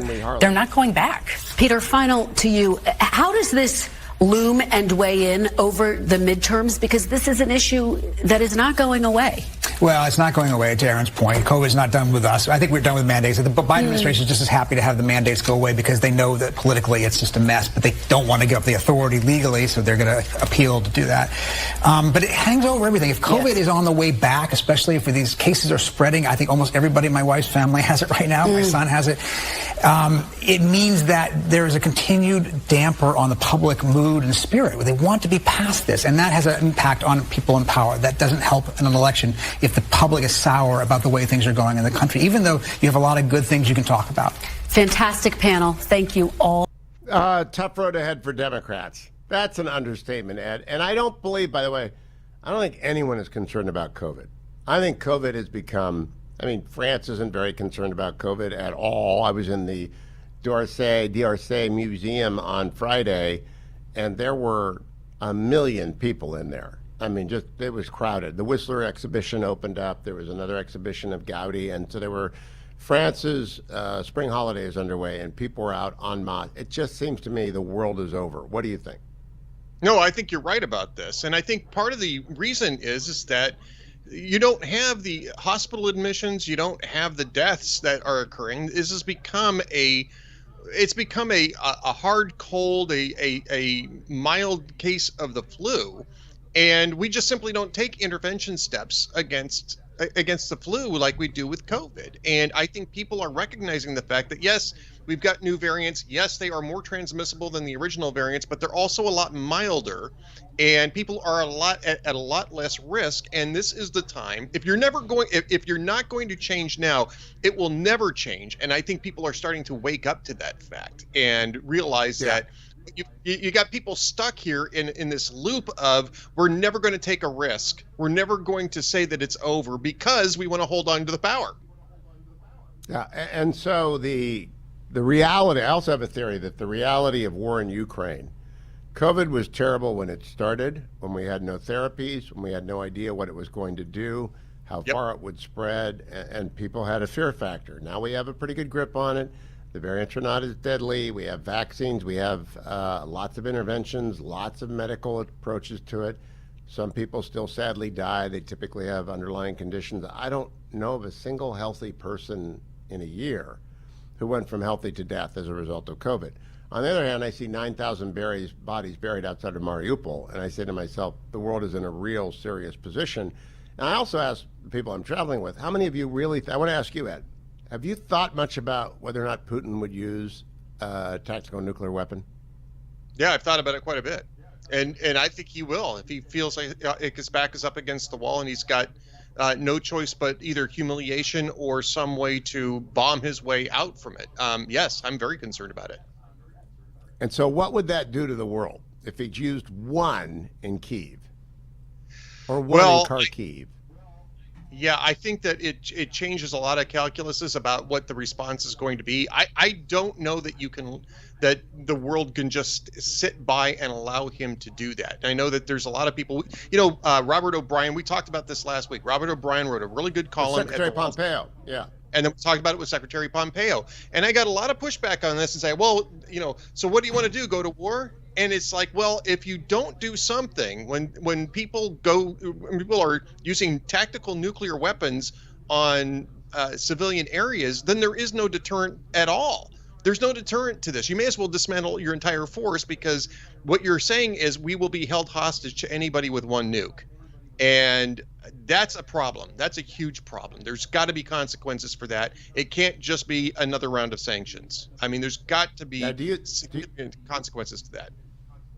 Do you think there are serious conversations, given the people that we know are in the White House, given the National Security Council staff, which is young and green and not very smart, and they step on it all the time? Can you imagine a conversation they're having about what if he does this? I can see Lloyd Austin having that conversation. I know that we were criticizing Lloyd Austin earlier today for some foolish remarks. But I think he's a smart guy, and I think he understands strategy better than most people in the White House. And I would imagine that Lloyd Austin is having some of those conversations. I'm not so sure about Antony Blinken or Jake Sullivan or some of the other people in the national security complex at the White House. This is not a White House that thinks strategically. This is a White House that thinks reactively. And they've proven that all throughout the Ukraine crisis, everything they've done has been in reaction to either criticism or pressure from their own allies, their own internal allies on the left. So I don't suspect that there's a whole lot of that conversation going on, but I think if there is, what little there is probably coming from Lloyd Austin, is to say, what do we do? What are we going to do to stop this, to deter this? Do you think the president has had that conversation with anyone? Well, I think Lloyd Austin might be wanting to have that conversation with the president, and I'm assuming that that's taking place. But I'm not necessarily sure that those conversations are very fruitful for Lloyd Austin if he is having them at all. Yeah, I don't actually think that the president has done anything about thinking seriously through what happens if this, because it's a wish fulfillment administration. They wish a world upon us, a world in which there is no war, a world in which there is no CCP, a world in which there is no bad guy coming towards us in the dead of night, and they don't want it to happen, and therefore they're not thinking about it. But the only way, because I haven't seen them say a word about it, unlike Ambassador O'Brien's Wall Street Journal piece, which lays out, we will sink every Russian ship that there is to sink. We will not allow this to go forward. I don't believe that there is any way, shape, or form that the serious National Security Council people have sat down and done anything about this. Now I want to go to Kamala Harris on Title 42, if I can. Here is the Vice President talking about the lifting of Title 42. Title 42 is actually a chapter in the United States Code, a section of Title 42. I think it's 261 or 265 is a statement that says when there is a public health condition in a foreign country, it is up to you can stop everyone from coming in regardless of whether or not they have a visa or a claim of amnesty or a claim. It's an absolute authority. President Trump invoked it because there was COVID in Mexico. There still is COVID in Mexico. And therefore, we don't need, stinking authority to turn you down. You can't claim asylum. It basically comes down to a suspension of asylum. That's what Title 42 means. Here's what the Vice President said on the weekend, cut number 3. Do you have any reaction to the latest sanctions from Russia that would bar your entry into the country? And then second, on Title 42. Let's be very clear about where we stand in terms of Russia. As far as I'm concerned, and I think objectively many people will agree, that their invasion of Ukraine has not only been steeped in atrocities, but will prove to be a strategic failure for Russia. One of our highest priorities is sovereignty and territorial integrity as a solid principle that binds and unifies the NATO alliance, to your point about NATO. And so we're going to continue to do that work, and we're not going to give up. Thank you. On Title 42, nothing, Edward. Nothing. Yeah. What do you think? Yeah. What do you think that was all about? I think it was the backlash to Maggie Hassan going to the border earlier this month and talking about building the wall, right? I mean, I don't know if you saw in Politico, they were saying that it's backfire all over her. She's taking fire from both Democrats and Republicans over that. This is the border czar, right? Kamala Harris is the border czar. This is what she's supposed to be talking about. I do want to credit her, though, with the most coherent statement she maybe has ever made in regards to Russia and defense of sovereignty in Europe. That was probably as coherent as I've ever heard Kamala Harris. But at the end, she said we're going to keep working on this issue, which is what she says every time she appears in front of a microphone, is that we're going to keep working on this issue. I don't think she has any breadth or depth, Ed. What do you think? Nope. Any breadth or depth at all? Completely agree. This is a woman who's really out of her depth, and very much out of her depth. When you're 1 in 100 in the U.S. Senate, you can get away with this. You can skate. You can let your staff do this. When you're a heartbeat away from the presidency, then people start to notice the fact that you are just not up to the task. And she is not up to the task. She is nothing but slogans and verbal tics and word salads. And again, I mean, this was one of her more coherent recent appearances, but it's still word salad and verbal tics. All right, and for the benefit of everyone who came in late, before I do my ReliefFactor.com pitch, I want you to hear Brian Stelter reporting the demise of CNN Plus. It lasts 47 seconds. Listen to what he doesn't say and try and interpret what he is saying. Go ahead. Here at CNN, new ownership decided to shut down the CNN Plus streaming service less than a month after it was launched by the previous management team.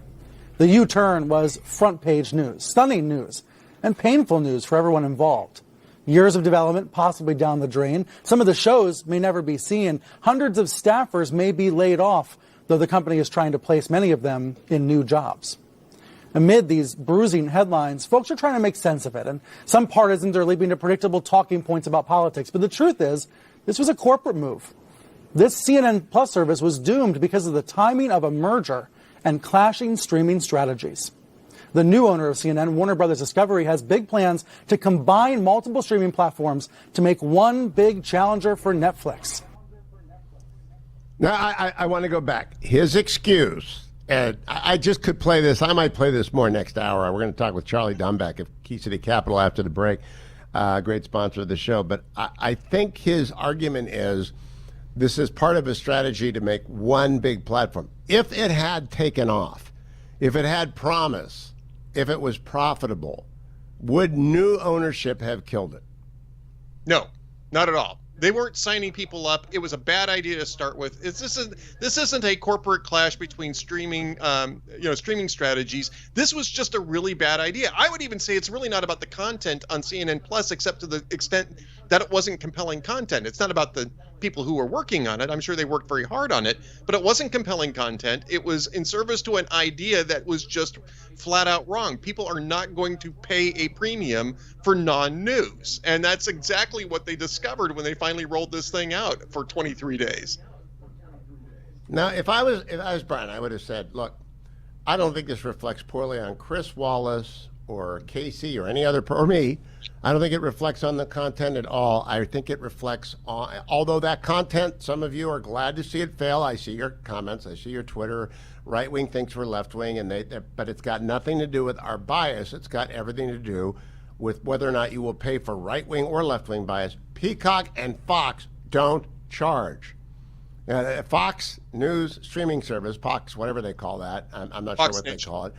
And yeah, Fox Nation, they don't charge. Peacock. Do they charge for Peacock? They do charge they for don't Peacock. charge for Peacock? If you're on Comcast, you get it for free. So, okay, there you go. So if you're on Comcast, it's just nuts what Brian had to say. Let me also say hello to Tom. Sister Karen Lewis shouting out to you. Prayers and good wishes in Riverside Hospital in Columbus. And let me also say ReliefFactor.com. I had a listener come on the Hugh Cruise with ReliefFactor.com sufficient to thank you, Ed. And Peggy, for the ability to get through my cruise with my ReliefFactor.com. I also have listeners. Schroeder did me a nice thing. He brought me some sea salt, caramel fleur de sous. And so it's actually better than ReliefFactor.com, but it's bad for you because it's like 100% sugar and salted caramel. Love it.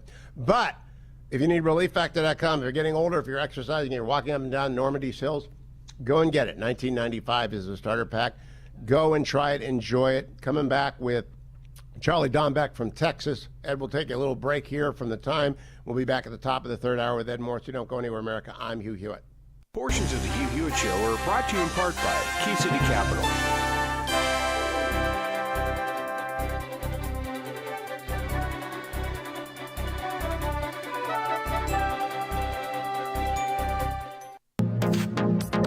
Trending now on the Mike Gallagher Show. Oval Office that is 1,000 times more volatile and dangerous than his predecessor, because Trump wouldn't be making mistakes like this. He might send out a mean tweet to Rosie O'Donnell, and we don't have that anymore, so I'll bet you can sleep better at night.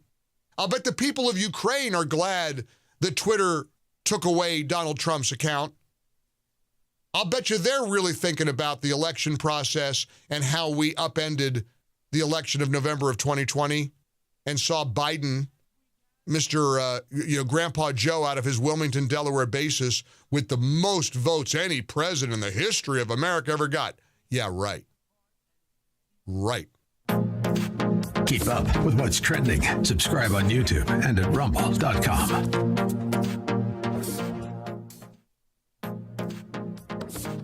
Trending now on the Dennis Prager Show. Period, emotions, truth is timeless. And you guys also have eternal wisdom that we both know comes from the Word of God. And those 5-minute videos from PragerU were so impactful because they were so simple, straight to the point, and so full of facts that is the remedy for leftism, if you will. It's the remedy for being in your feelings. And so there was a couple of videos, but the 5-minute videos were just fantastic for me. They were easy, short, stuff that I could watch, and were just amazing. Did somebody bring those to your attention, or you just discovered it on the internet? No, just kind of discovered them on the internet. That's fascinating. That's great. Yeah. Social media. Yes. Do you have? I often ask this of Prager Force members. Do you have a favorite video? And I don't. You may not, and I don't care what it is if you do. But I'm curious. I do. It's the 5-minute video about the separation of church and state. I love that because he just goes into all the history of it, how there's not in the Constitution. I actually have a show, it's called Church and State, where my desire is to bring faith and politics together, kind of like Jack Hibbs or Rob McCoy. I want the church, I want people who have not been engaged in this kind of arena before to see that there's really no difference, that everything is sacred, kind of like the Jewish mind. Keep up with what's trending. Subscribe on YouTube and at rumble.com. Streaming on Salem Now. Fiance? No, I can't be your fiance. You're gonna go. You're gonna be my fiance, and you're gonna be the most amazing, fascinating, most successful man ever. We're only gonna be there for a few hours, eat dinner, and I promise we'll have the best breakup of all time. My baby, my princess. Oh, yeah. Beat a little bit. Stream on your phone, tablet, or TV. Look for Salem Now in the App Store or go to salemnow.com. Welcome back, America. I'm Hugh Hewitt, joined by Charlie Dombek, one of the sponsors of the show. KeyCityCapital.com/Hugh connects you with Charlie and his business. Morning, Charlie. How are you? Good morning, Hugh. Great to be here. Thanks. So, Charlie, how bad is inflation going to get? Well, it's going to get worse than we've ever expected. And what we're seeing is a much more aggressive stance on the behalf of the Federal Reserve. We had a big sell-off late last week in the markets. Our futures are down 300 points this morning on interest rate fears and what the Fed has to do to curb inflation. And I think we're going to see interest rate policy unlike what we've seen in past cycles. And we've talked about this for months, that we're in a different environment where we have to use interest rates to actually push down inflation rather than prevent it. And the real risk is what happens as we get very aggressive with interest rates. Are we potentially going to end up in a recession? 13 out of the last 16 times that we used interest rate policy to deal with inflation, we ended up in a recession. That's the real risk, and potentially we end up in a stagflation environment. High prices, continued inflation, high interest rates. Yeah, Charlie, I think a recession is inevitable at this point. You're the financial analyst. You're the accountant. I will believe you when you say we're going to go up higher than that. Here's the question for you from people that I'm traveling with in France. They're thinking about investing with Key City Capital. It's not offered to sell. It's not about securities, et cetera, like that. One of the guys said, I think there's a nasty capital surprise at the end of Charlie's great investment, meaning you get hit with a tax bill at the end. I said, I don't think so. Charlie didn't tell me that, but I said I would ask you. What do you say? At the end of it, one of the closed-end apartment funds that you run. What's interesting with real estate is there's an embedded tax shelter in a real estate investment strategy when you have a fractional ownership interest in every asset. And during the life of the fund, when you receive a return from your share of profits from rents as well as a preferred fixed return, those cash flow distributions are fully offset by a depreciation deduction, right? So you don't have to pay tax on the income you earn during the life of the fund. At the end of the fund, when there is a capital event, the good news is the lion's share of the rate of return that you earn comes from those large gains from rental increases and increased valuation. You do have a long-term capital gain taxable event, but taxed at very favorable rates. Don't mind paying tax at a 15 to 20% rate. I don't want to pay tax at a 39.6% rate. So real estate's tax favored, a lot of tax benefits. It's the best investment strategy in this economic environment that we have today. Yeah, I never told anyone, if Charlie makes your money, you're going to pay taxes on it, but you're going to pay capital gains taxes on it. And typically it's made through fractional investment in real estate holdings. So let's say you invest $100,000 with you, Charlie. What happens to the average investor? That's another person asked me, because everyone listens to you when you're on this show. They say, I think I'm going to put some money with Charlie Dombek. That sounds pretty good. And I tell them when I cash in the we've the had great success stories with your clients, and we've been talking about these issues for almost 6 months now, and we've done a great job of reallocating capital out of the markets into the real estate investments, and people have had great results. What you can expect in about 3.5 to 4 years is to double your money. And so it's just a great strategy. And what is interesting is that about a week and a half ago, rental rate increases across the United States came out, and on average, rents increased nationally about 13.5%. But there were winners and losers, and guess where the losers were? Northeast, Upper Midwest, California, West Coast cities. The real winners were the Sun Belt states. In Tampa, for example, rents went up 35.3% last year. In Memphis, Tennessee, it was 25%. In Dallas, it was 23%. Those are our target markets, and our clients, your clients, are experiencing the benefit and the results that come from those rental rate increases. And now we have this whole issue not with just Ukraine, but now we have COVID China. And if you think about supply chain issues in Shanghai, which is the largest port in China, we've been on a lockdown there for 4 weeks? Much longer is that going to last? What happens when all those containers that are sitting in the ports get released? We're not going to be able to handle it here in the United States. We have further supply chain issues that are going to continue to exacerbate inflation and continue to drive up rents. So Charlie, when at the end of the fund, if you've been in, how long does the average fund last and you invest in an apartment? Funds last 5 years. Okay, so at the end, we got 1 minute. At the end of the 5 years, you've been cutting your checks every month or every quarter, whatever it is that you've set up for, and you get a capital distribution. It gets taxed at capital gains. Is that it? Correct. You get all of your capital back between year and 4 and 5, and you get your share of capital gains on sale from the sale of the real estate. And the investors get 80% of the gains on sale, and that's where the bulk of the return comes from, is from those large capital events when you sell an asset. Years in 4 and 5. That's what I thought, Charlie. That's what I told him, but I wanted to confirm it with you again. Call up Charlie, or go to keycitycapital.com/Hugh. There's not an offer to sell securities. It's a suggestion that if you're trying to diversify against inflation, that you check with keycitycapital.com/Hugh. Talk to Charlie Dombek and his team. Lots of you have, because, frankly, you're afraid of inflation, and you should be, because not getting any lower. The 30-year fixed interest rate now at 4.99%, and it isn't going to get lower. Stay tuned, America. I'll be back with Ed Morrissey right after this. Hour number 3 of the Hugh Hewitt Show ahead.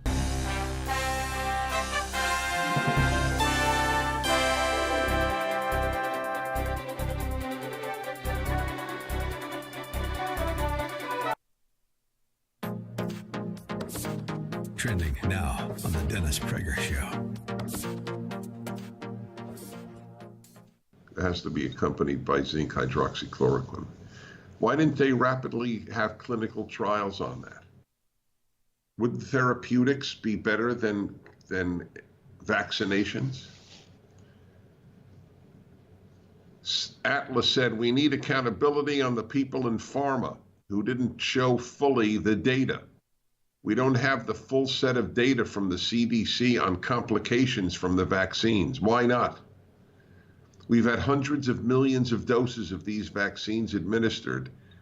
We don't have a full set of data on the complications yet. Why?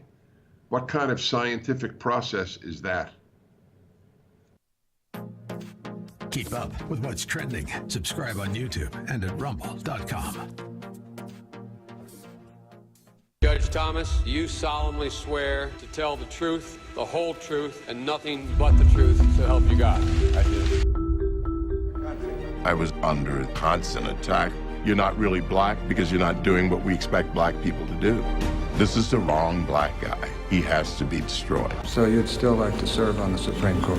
I'd rather die than withdraw from the process. Look for Salem Now in the App Store or go to salemnow.com. Trending now on Wilkow. And here's my serious question. You could ask this perhaps of friends, family members, or coworkers. If you're against this bill that simply sets age appropriateness between kindergarten and 3rd grade, all of these people in Hollywood are for abortion. How would you explain an abortion to a 5-year-old? Would you show them medically accurate images? Would you show them a video? Would you explain in perfect medical, scientific only, clinical language what an abortion is? No, you wouldn't. Well, why not? You certainly could to a 17, 18-year-old, a senior in high school who's graduating. Why wouldn't you explain the exact same way to a 5-year-old? I can't hear you. Because that's not, say it with me, age appropriate. So that means that when we're talking about war or violence, death and destruction, medical issues, sexual orientation and transgender issues, there are some things that we don't need to explicitly explain to a 5-year-old or a 6-year-old or even a 7-year-old. You get them in 4th grade. Is that not good enough? And the other side of this is, why don't you just tell us why you're so obsessed with explaining sexual orientation, sex, and transgenderism to a 5-year-old? Keep up with what's trending. Watch Wilkow at 5 p.m. Eastern on Salem News Channel.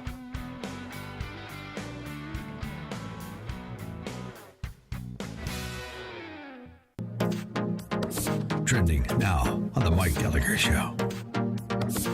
These are clowns who are desperate to prop Joe Biden up. And every last one of the rhinos who did it, the Never Trumpers and the Jen Rubins of the world, they're just flailing, pitiful people who bet on the wrong horse. They're on the wrong side of history, and they are certainly wrong for trying to elevate this guy beyond what he is, which is a blundering, doddering, incompetent old man who should not be in the Oval Office. And that's what we're up against right now. We have a chance to fix these things, and it starts on November the 8th. Beware of rhinos who are propping up either Democrats or fellow rhinos. Keep up with what's trending. Subscribe on YouTube and at rumble.com. How 1 million children were placed with local foster families. Parents from all walks of life share their stories of overcoming the one-child policy by taking in orphans. Go to salemnow.com. Streaming on Salem Now. As Galileans, we witnessed his first miracle.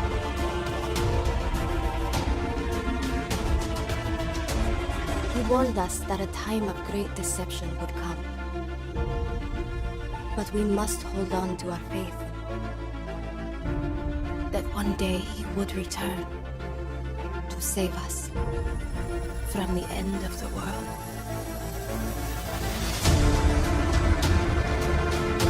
What if there was evidence that proves that this is all real? Because there were so many people bringing up little bits and pieces of this. I'm thinking, there's got to be a pattern here. This discovery proves that he is coming back. This is the most profound discovery in human history. Look for Salem Now in the App Store or go to salemnow.com.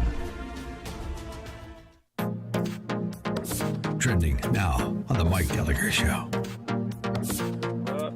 He takes money that the U.S. gives, and when he doesn't split it with the Bidens, he puts it in his own bank account. So, yeah, I feel bad for the Ukrainian people, but no.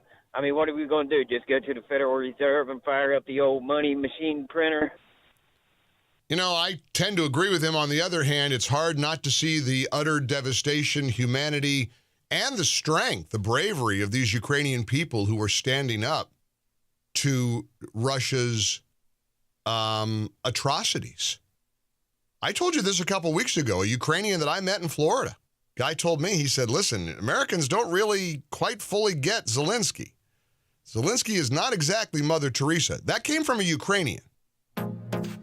Keep up with what's trending. Subscribe on YouTube and at rumble.com. Streaming on Salem Now. Tesla was a genius. His most amazing discoveries thought to be written in a lost journal. Now, in the right hands, it could revolutionize the 21st century. You can stop an earthquake. Doesn't that mean you could start one too? That's why that notebook should never fall into the wrong hands. Shall we stop this thing? Save the universe!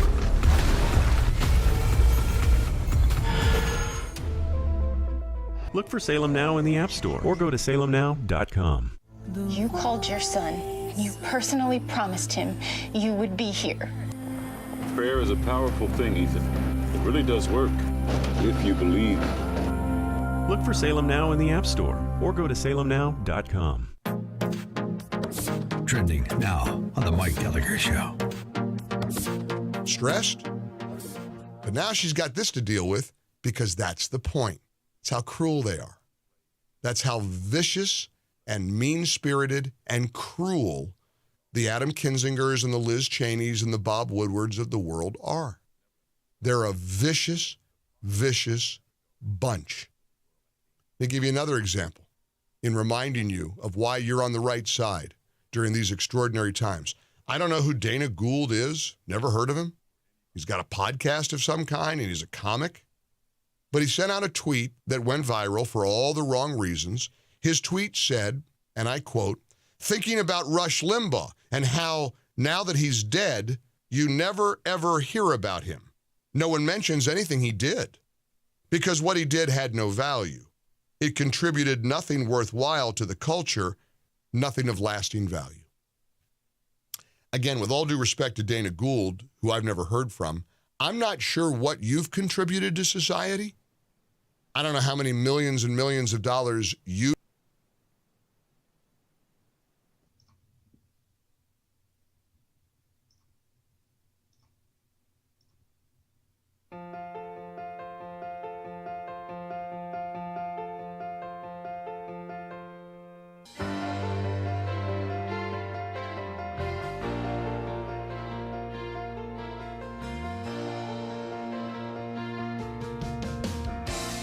Morning Glory America, bonjour, hi Canada, Hugh Hewitt live from the Seine with Ed Morrissey in Texas. So they're the same number of letters in France as in Texas, but they're different places for the benefit of the Steelers fans out there. Ed, breaking news as we come on the air at this hour. Exclusive from Bloomberg. Twitter is poised to accept Elon Musk's $54.20 per share offer as the price at which the company is sold. All right, so let's say that happens. It's odd talking about this as Ukraine is under shelling. We mentioned nuclear war in the last hour. China is locked down. 25 million people can't eat in Shanghai. The world's on the edge of doom, et cetera. And we're talking about Twitter. Why? Because people who listen to the show use Twitter, watch Twitter, follow me on Twitter. What changes, if any, could he make, in your view, Ed Morrissey, that would improve Twitter? Well, for one thing, I think you get rid of the algorithm-based content moderation and you adopt a legal standard, which is to say you block all communications that would actually cross legal lines, like threats, for instance, or defamation, flat-out defamation, but you stop trying to be the disinformation or misinformation monitor on Twitter, and you allow free speech to deal with that. As we often say, Hugh, the remedy for bad speech is more speech. And I think Elon Musk is at least publicly standing behind that principle. And I think that that's what he wants to do with Twitter. Now, whether or not he'll succeed, whether or not he'll be pressured into doing content moderation that's a little bit more robust than that will be something that we'll have to see. But I think we're at a point right now where I don't know that it could possibly get worse than what Twitter is right now. They were announcing that they were going to start moderating for climate change misinformation and start knocking people off for disputing various elements of the climate change theory and hypothesis. So it's a garbage platform, and as my friend Cam Edwards likes to say, everything is stupid and it's only getting worse, especially on Twitter. So Catherine likes to call it a hellscape of a site, and I don't know that I go along with it because I just mute people. I don't block anybody. Nobody knows who you've muted, right? So I don't block anybody, and they can yell at me forever. I just mute them. And I don't pay any attention. I think it would be better if they did away with anonymity. I just think the world is dying for a platform where they know exactly who is talking at them. It's sort of like LinkedIn, but about politics. LinkedIn costs money, right? I think you have to join LinkedIn. I don't use it much. I put my name up there just to. I squat on every site that shows up. I put my name up, and then I never go back. So I don't actually know what's going on LinkedIn.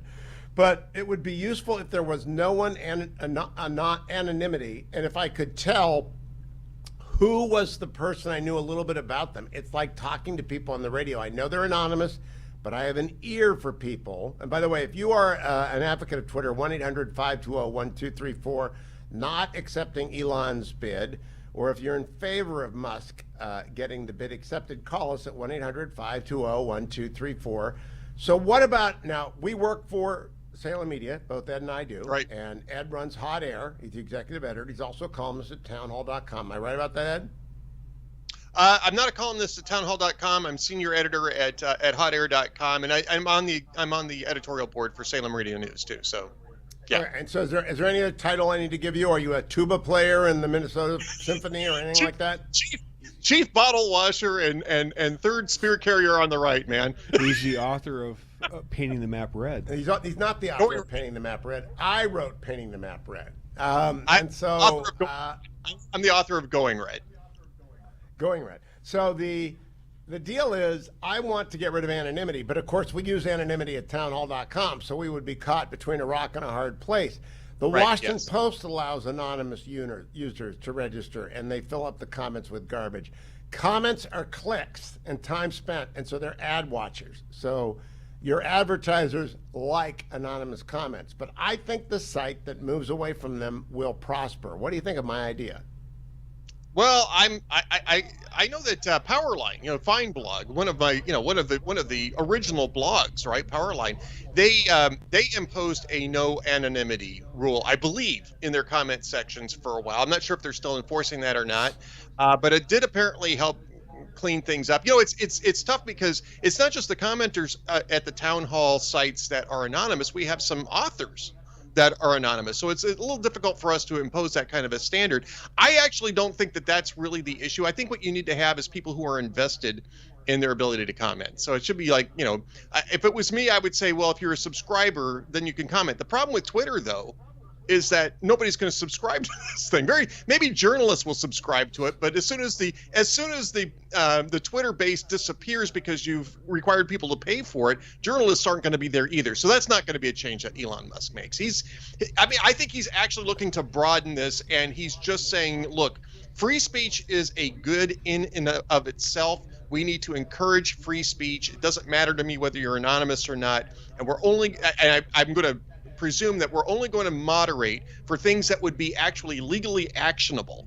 So threats against people, incitements to riot, and that sort of thing. And otherwise, have at it. You guys need to hash it out amongst yourselves. Now, Twitter over the weekend announced they're going to go after hateful speech as well, which is an accordion word, right? That's an accordion word. People would say a lot of what I say about Radio Blogger is hateful speech, and it's not. Clearly it is. They say, and so he wants to sue me. What do you say about the Steelers? What do you say about the Steelers is hateful speech, Hugh? I just want to lay that out there now. The USC band wants to have me thrown off because I tell the people you hate the on the truth trumpet about players. Yeah, Schroeder wants me to throw him out because Schroeder can't move to Knoxville anymore because people are aware that this ominous cloud is descending over Knoxville, even as we speak, is moving rapidly towards descending on the poor people of Knoxville. So I have a lot of people that will come after me, but I actually think much more interesting is the idea that if they just tried it for a month, that there were no anonymous users, that they would knock off all anonymous things. I would personally, Hugh Hewitt would like to know who I'm talking to. And I know we have some writers at Town Hall who are anonymous, like Alapana, and other people as well. And I don't think contributors have to be public because they want to be. They're actually out there working all the time. But if you want to comment on an anonymous person, I don't think it's a double standard. It's a standard, which is if we're paying you money, we might want to keep your identity secret. But if you're going to comment on our people, you're going to have to tell us who you are.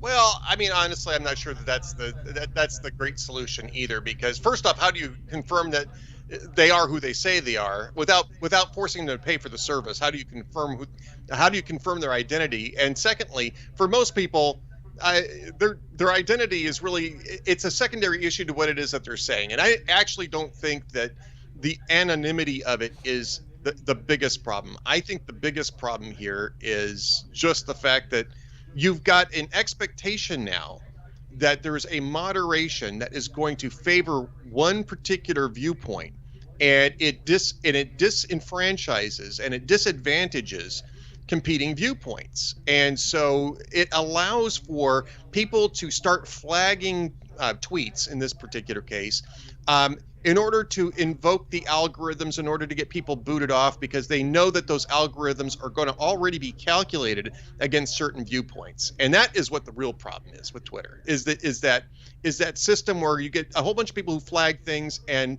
they run these campaigns to flag various people, like Libs of TikTok, like Babylon Bee, and get them booted off for no good reason whatsoever except for viewpoint. That's what the real issue is with Twitter, and that's, I think, the thing that Musk will dismantle.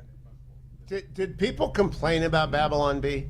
Did they actually complain about it, or did they did some dopey moderator make a mistake? No, you have to understand how this works. They have these ability to flag tweets as offensive or abusive, and what they do is they run these campaigns to flag a whole bunch of tweets from a particular user in order to get them kicked off the platform.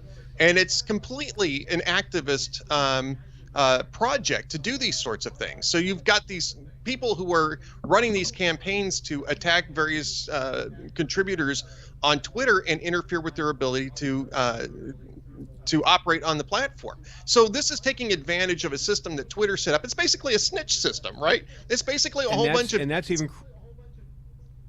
even cross-platform. They do it on YouTube as well. Babylon Bee got demonetized on YouTube because they got flagged as offensive content.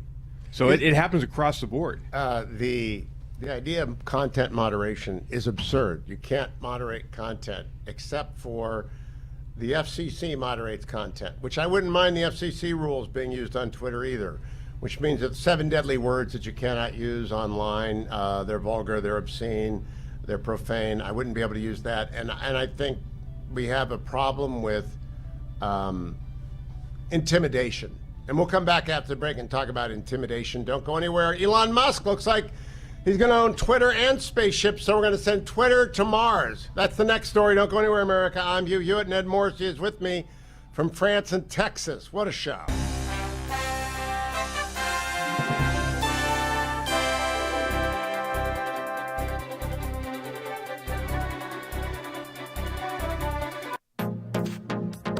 Trending now on the Mike Gallagher Show. Stressed? But now she's got this to deal with because that's the point. It's how cruel they are. That's how vicious and mean-spirited and cruel the Adam Kinzingers and the Liz Cheneys and the Bob Woodwards of the world are. They're a vicious, vicious bunch. Let me give you another example in reminding you of why you're on the right side during these extraordinary times. I don't know who Dana Gould is. Never heard of him. He's got a podcast of some kind, and he's a comic. But he sent out a tweet that went viral for all the wrong reasons. His tweet said, and I quote, "Thinking about Rush Limbaugh and how, now that he's dead, you never, ever hear about him. No one mentions anything he did, because what he did had no value. It contributed nothing worthwhile to the culture, nothing of lasting value." Again, with all due respect to Dana Gould, who I've never heard from, I'm not sure what you've contributed to society.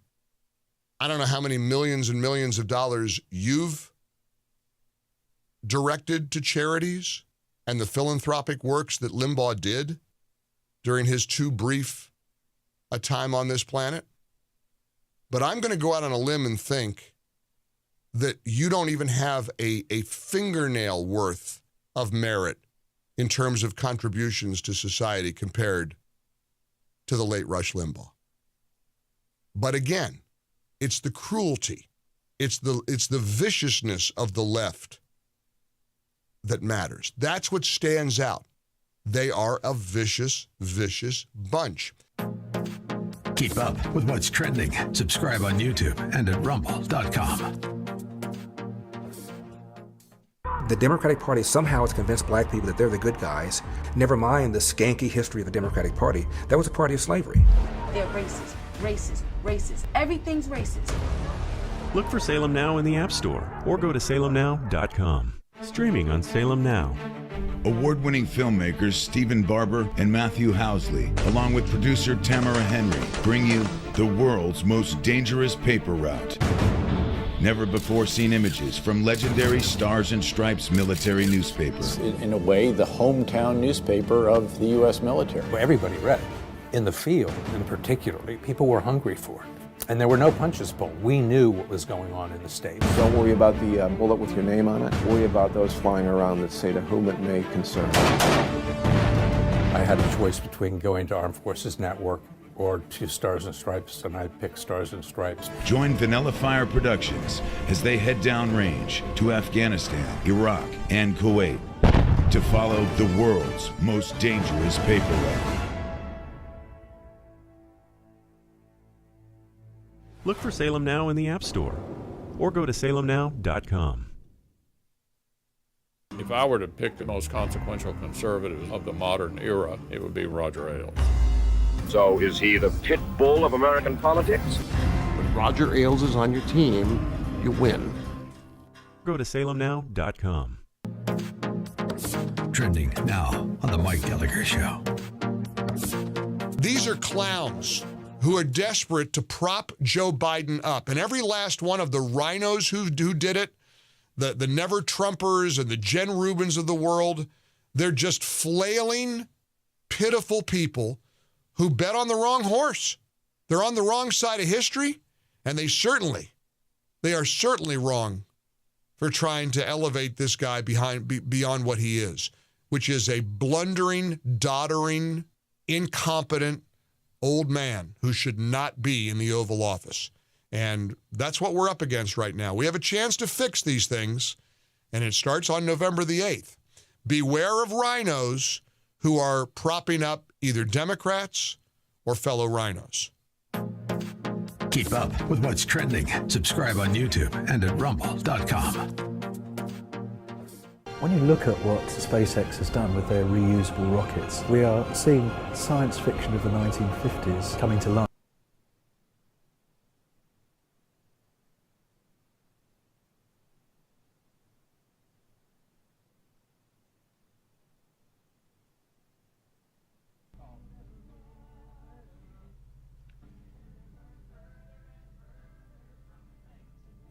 This is Ed Morrissey's favorite band.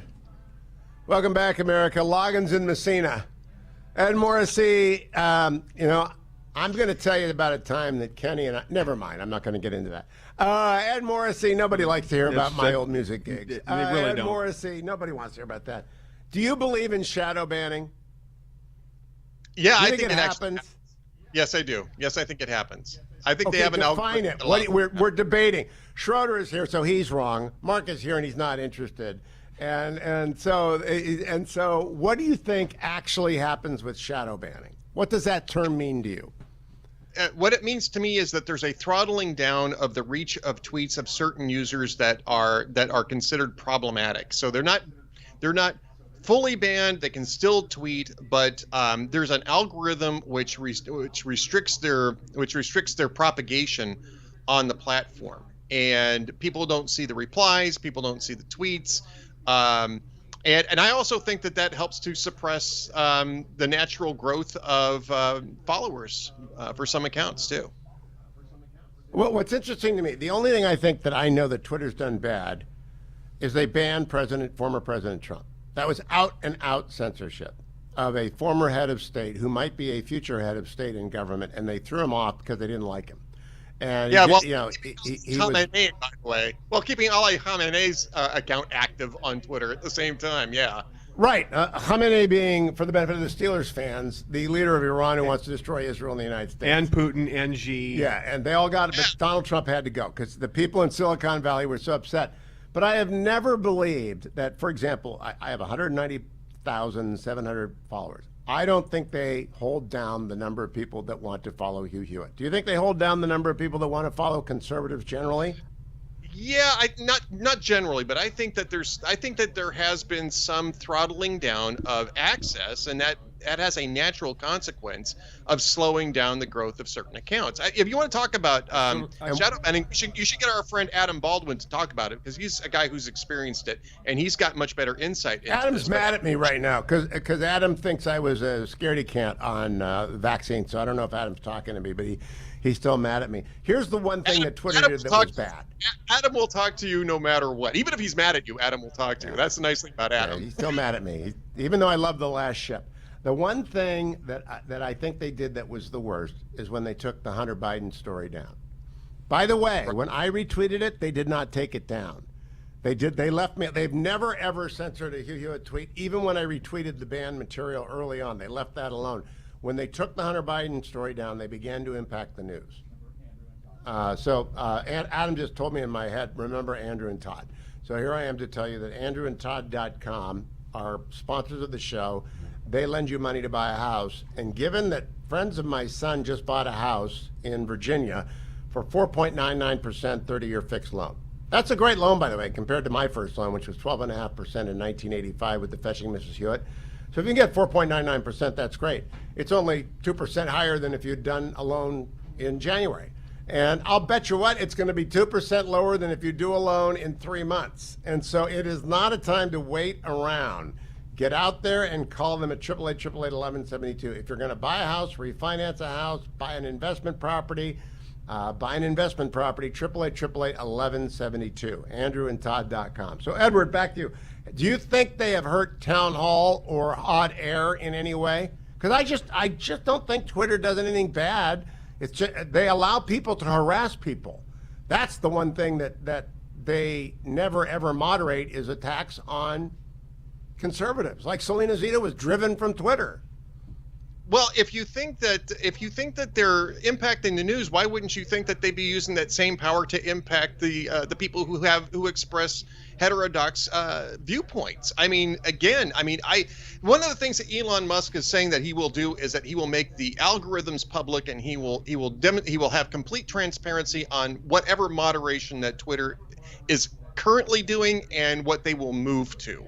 And I think that in itself would be valuable so that we could find out all the things that they were doing. But the fact that they could throttle the Hunter Biden story as effectively as they did tells me that you've got absolute power.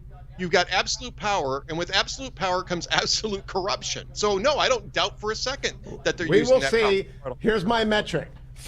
Mark out your 5 favorite conservatives, how many followers they have of today, and then see how many they have a year from now, and we'll see whether or not Twitter was actually holding back the marketplace. Don't go anywhere. I'm coming back with I don't know who. Who am I? Oh, Ari Fleischer. We'll talk with Ari, with Ed Morrissey, about Twitter after this. I think Ari's had some run-ins with him, too. Stay tuned.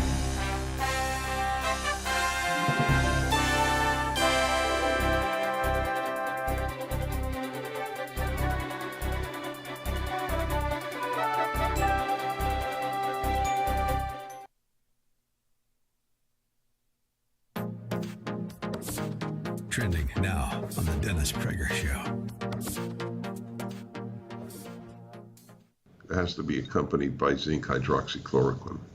Why didn't they rapidly have clinical trials on that? Would therapeutics be better than vaccinations? Atlas said we need accountability on the people in pharma who didn't show fully the data. We don't have the full set of data from the CDC on complications from the vaccines. Why not? We've had hundreds of millions of doses of these vaccines administered. We don't have a full set of data on the complications yet. Why? What kind of scientific process is that? Keep up with what's trending. Subscribe on YouTube and at rumble.com. Judge Thomas, you solemnly swear to tell the truth, the whole truth, and nothing but the truth, so help you God. I do. I was under constant attack. You're not really black because you're not doing what we expect black people to do. This is the wrong black guy. He has to be destroyed. So you'd still like to serve on the Supreme Court? I'd rather die than withdraw from the process. Look for Salem Now in the App Store or go to salemnow.com. Trending now on Wilkow. And here's my serious question. You could ask this perhaps of friends, family members, or coworkers. If you're against this bill that simply sets age appropriateness between kindergarten and 3rd grade, all of these people in Hollywood are for abortion. How would you explain an abortion to a 5-year-old? Would you show them medically accurate images? Would you show them a video? Would you explain in perfect medical, scientific only, clinical language what an abortion is? No, you wouldn't. Well, why not? You certainly could to a 17, 18-year-old, a senior in high school who's graduating. Why wouldn't you explain the exact same way to a 5-year-old? I can't hear you. Because that's not, say it with me, age appropriate. So that means that when we're talking about war or violence, death and destruction, medical issues, sexual orientation and transgender issues, there are some things that we don't need to explicitly explain to a 5-year-old or a 6-year-old or even a 7-year-old. You get them in 4th grade. Is that not good enough? And the other side of this is, why don't you just tell us why you're so obsessed with explaining sexual orientation, sex, and transgenderism to a 5-year-old? Keep up with what's trending. Watch Wilkow at 5 p.m. Eastern on Salem News Channel.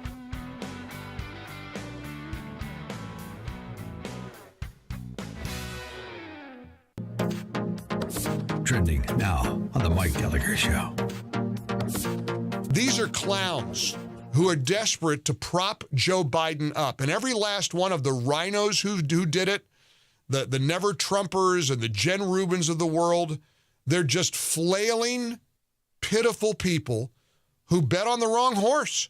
They're on the wrong side of history, and they are certainly wrong for trying to elevate this guy beyond what he is, which is a blundering, doddering, incompetent old man who should not be in the Oval Office. And that's what we're up against right now. We have a chance to fix these things, and it starts on November the 8th. Beware of rhinos who are propping up either Democrats or fellow rhinos. Keep up with what's trending. Subscribe on YouTube and at rumble.com. How 1 million children were placed with local foster families. Parents from all walks of life share their stories of overcoming the one-child policy by taking in orphans. Go to salemnow.com. Streaming on Salem Now. As Galileans, we witnessed his first miracle.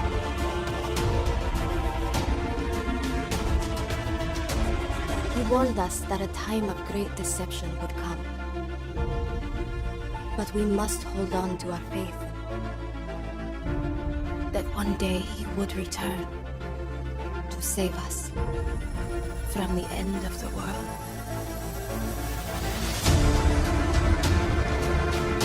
What if there was evidence that proves that this is all real? Because there were so many people bringing up little bits and pieces of this. I'm thinking, there's got to be.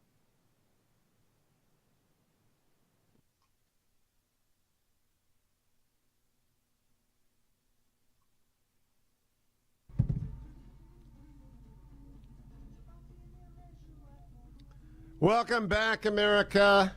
Third hour of the Hugh Hewitt Show from the River Seine. I am joined by Ari Fleischer, along with my co-host Ed Morrissey, who is standing by in Texas, and will participate in the conversation with Ari in the event that France decides to shutter our internet like Twitter shutters Hunter Biden stories. Ari Fleischer has got a new book coming out, Suppression, Deception, Snobbery, and Bias. For some reason, Snobbery's got this really cool cover addition to it. And, of course, Suppression, Deception, and Snobbery and Bias is not out yet. But we brought Ari on early to find out when it comes out, what it's about, and how we promote suppression, deception, snobbery, and bias more than by saying suppression, depression, snobbery, and deception, snobbery, and bias. You know, Ari, this thing, Lentz tells us we got to say the title 7 times. I don't think I can say suppression, deception, snobbery, and bias 7 times. Yeah, it's a tongue twister. The second part it of it, is. Though, everybody will remember.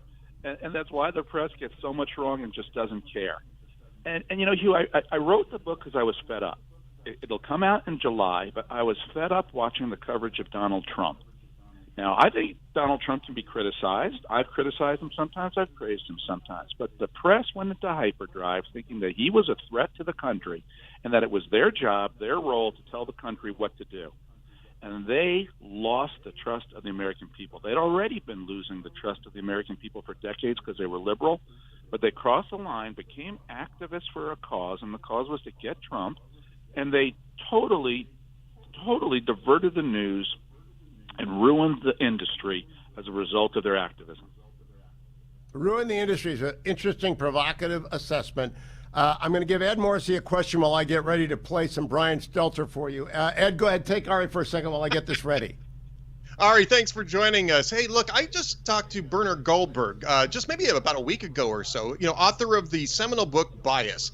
And in that book, he argued at the time that editorial bias was not deliberate. It was just baked in because the viewpoints of so many editors were just informed by liberal groupthink. Speaking to him last week, he says that was true then, but now it's a deliberate choice to manipulate news for a particular political viewpoint. Is that what you see as well, Ari? 100%. Look, I started as a press secretary on Capitol Hill in the 80s, and everybody knew that the press corps was liberal. They tried to be objective. It was part of their mission to be objective, and they were dedicated to it. That has faded out in a way, and it really took Donald Trump to do it. Donald Trump kicked off every worst instinct in the media, and they did it to themselves. And they did it because they made the conscious decision that he was such a threat that it was incumbent on them to deceive the American people by putting stories on the air that were false and to suppress news that made Donald Trump look good. And as an objective, fair-minded person myself, I could not sit by and let them do this without blowing the whistle on them. Look, one of the things in my first chapter is called Original Sin, and it points out who goes into journalism in the first place. And it is overwhelmingly people cut from the same cloth, college-educated, mostly Democratic voters who are out of touch with people who own guns, out of touch with people who are pro-life, out of touch with people from rural areas. But it's worse than out of touch. They're snobs about it. They look down on people. And one of the things that I use in my first chapter is an interview that Hugh Hewitt did with Jane Costin of the New York Times, where he said, "Oh yes, remember this? You said you played a game with her. The 5,000 most important people in journalism. You asked her, how many voted for Trump? She said 2%. You said, how many for Romney? She said 7%. How many for McCain? 4%. You asked her how many are pro-life. And, across the board, she blew the whistle on her colleagues by acknowledging just how far to the left they are. And this is journalism's original sin. And you marry that up. Ari, I did the same thing with I did the same thing with Tom Edsall long before Trump. And Tom, Tom's just Tom. He doesn't give a crap what anyone knows or doesn't know. He said, 95% of the people in newsrooms voted for John Kerry. I think it was John Kerry. Ari, I got to play for you something I played for Ed because I need your reaction to Brian Stelter. Poor guy is in this unwinnable. I like Brian. I've done, I've gone up the Acela with Brian. I like Brian. Done his show back in the old days. And, he's a lefty, and he's way left, and his show is biased, and we all know. It's kind of a funny thing. It's like watching the Browns, right? We're not going to win with Brian.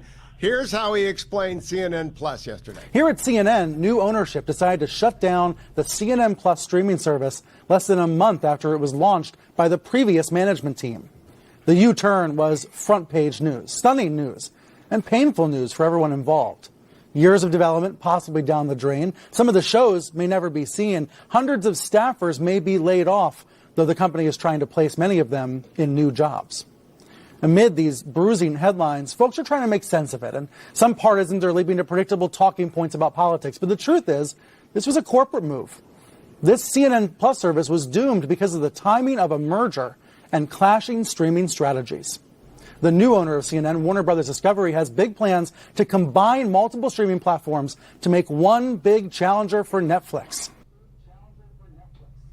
So, Ari, what's your take on Brian's take? Clashing streaming strategies?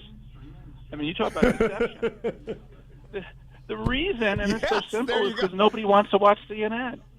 This is their problem. I actually have a chapter in the book dedicated to CNN and another chapter dedicated to the New York Times, and I trace the downfall of each. And the problem with CNN is they, more than any other journalistic institution, from the top down, decided that their mission was to editorialize the news and get Trump. And in so doing, they led the league in retractions. They had more retractions on CNN of blockbuster stories that they then had to take back because they were just airing anything that crossed their threshold that would make Trump look bad. And CNN wants to have it both ways. They want to be seen as a journalistic outlet while acting like MSNBC warriors. And this is why they're now a man without a country, and they're a streaming service without any viewers. Well, I had a different take, which Ed has heard. I want to hear your take on my take, and then let Ed give you your take. My take on CNN Plus collapse is that it's too slow, and all television news is too slow. You can't do the news on TV because it's too slow. I run down between 10 and 15 stories in the first segment of every show every morning, drawn from 6 or 7 newspapers of reputation and reach, and I jam it into 11 minutes, and people download my podcast, Highly Concentrated Hugh, for that. Ari, you just can't make television news very interesting for the people who are news junkies. They might want to have confirmation bias. They might get that, but you can't make it fast enough. Yeah, the difference there, though, is Fox can. Fox has millions of viewers, while CNN and MSNBC don't. And it's not just ideological viewers. So there's still a visual medium that people are drawn to. They want to see the picture. It helps drive it home. CNN's problem really did fall down to their ideological leanings were inconsistent with telling the story straight and giving people news. Ed, what do you think about that? Yeah, I boil it down even simpler than that, Ari. It goes back to what our grandmothers used to say: why buy the milk? Why buy the cow when you're getting the milk for free? I mean, honestly, there's nothing on CNN Plus that really adds to your daily life, and it would be true really for almost any news organization. If you're online in any sense and you're already supplying the actual news, nobody's going to pay for the softer side of CNN or the New York Times or the Washington Post with a further subscription. It's just a dumb business model, and I think it was a vanity project. The host has just had a great idea that I want to put out there. It's a great idea. I haven't thought it through. I haven't articulated it. It's a great idea. I think the first presidential debate in the 2024 cycle should be moderated by Ari Fleischer and Jen Psaki. And I am dead serious. What do you think, Ari? You both would know how to gig the other team, right? And you both would be within the bounds of fairness. It would be fun, but I don't want to see Jen cry on national TV.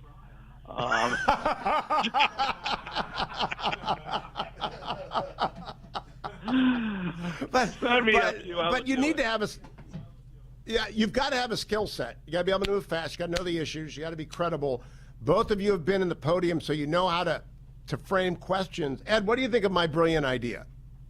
It's brilliant, Hugh. It's not well thought out, but it's brilliant. I mean, I'm not sure. I'm not sure.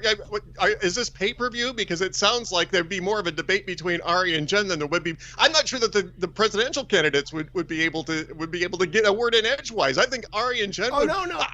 They would be fair. They would be fair. Hey, Ari, let's go back to some. Let me speak to Jen Psaki. I want to make a point. I referenced her crying, and that was in regard to the Florida law, which, as we all know, DeSantis signed it. It bans the teaching about sexual orientation among kids grades K through 3. Jen was told the law is don't say gay, because that's how the New York Times, CNN, MSNBC, and liberal outlets describe it. One of the cases I make in my book is that one of the groups in America hurt the most by the news industry are liberals, because the mainstream media has become one of the greatest sources of misinformation for the American people. So Jen hears don't say gay, and she cries because she earnestly believes that good people, teenagers struggling to identify their orientation, are being hurt, and the struggle is made worse. Instead of being told, no, this means that teachers in K through 3 can't talk about sexual orientation to little kids. This is the problem when the media deceives the American people and suppresses what the news is. It's not just conservatives who get hurt. It's good-minded liberals who take it for the truth. And so they're... Let me bring I'll add to that, Ari. All these stories that since my book came out, the press continues to do it. They deceive the American people, and they suppress the truth. Ari, but the book's not out yet. They can pre-order Suppression, Deception, Snobbery, right? But they can pre-order it. But you have to come back and do a whole thing when I've had a chance to read it. I got a note from a good friend of mine who said, I see that your right-wing Republican Party wants to bring back the anti-sodomy laws. And I thought to myself, this is going to be a shock to Rick Grinnell and Guy Benson and every other gay Republican I know that there's some... Do you know of any Republican anywhere who wants to bring back those laws? Any single one? Good God. No, this is the point. You picked right up on it. And, for 10 years now, at least 10 years, there are so many stories that I will look at and I'll just blip right over. Usually they're based on an anonymous source who has an agenda, or they are just such a distortion that they can't be true. The Georgia voting law is another example. When the Georgia voting law beat Republicans up for saying you can't give food or water to people waiting in line, and aren't Republicans cruel for wanting to make people die of thirst on the line to vote? I just knew that's so over the top. There's got to be more to it, so I looked into it. And, of course, the law is that you can have a table set up 10 yards away, less than a first down in football, and somebody can walk out of the line, get the water, get back into the line. But the law is designed to protect people from having others approach them on the line wearing a MAGA hat or a pro-choice hat or a pro-life hat where people would cry voter intimidation. All right. Perfect. Ari, I would cry because that means if it's 10 yards away, Terry, Ben Roethlisberger could never get anything to eat if it's 10 yards away. Ari Fleischer, thank you. Don't go anywhere. I'll be right back with Ed Morrissey. We'll also be back and the book, Suppression, Deception, Snobbery, and Bias, available for pre-order. When it comes back, Ari will be here with me. Don't forget, America, ReliefFactor.com, great sponsor of the show. I have my empty pack here given to me by Ed and Peggy this morning. I used it this morning because I did not bring my Relief Factor. I forgot it was on the bed. Of course, it's the fetching Mrs. Hewitt's fault. It's not my fault. Nothing's ever my fault. It's like the radio. It's all Dwayne's fault. And Relief Factor, you should have brought it too. You were supposed to bring it. Beret wearing Dwayne. Dwayne's got a beret on, by the way. Can we show him the beret? You could have put it in your beret and brought it. ReliefFactor.com. You can put a lot of things in that beret. It covers a lot of hair, doesn't it? Don't go anywhere, America. Ed Morrissey and I will be right back with our favorite down the middle, Josh Kraushaar. I don't know if he takes ReliefFactor.com, but you can for $19.95 3-week starter pack. Go and try it. Josh Kraushaar is next, America.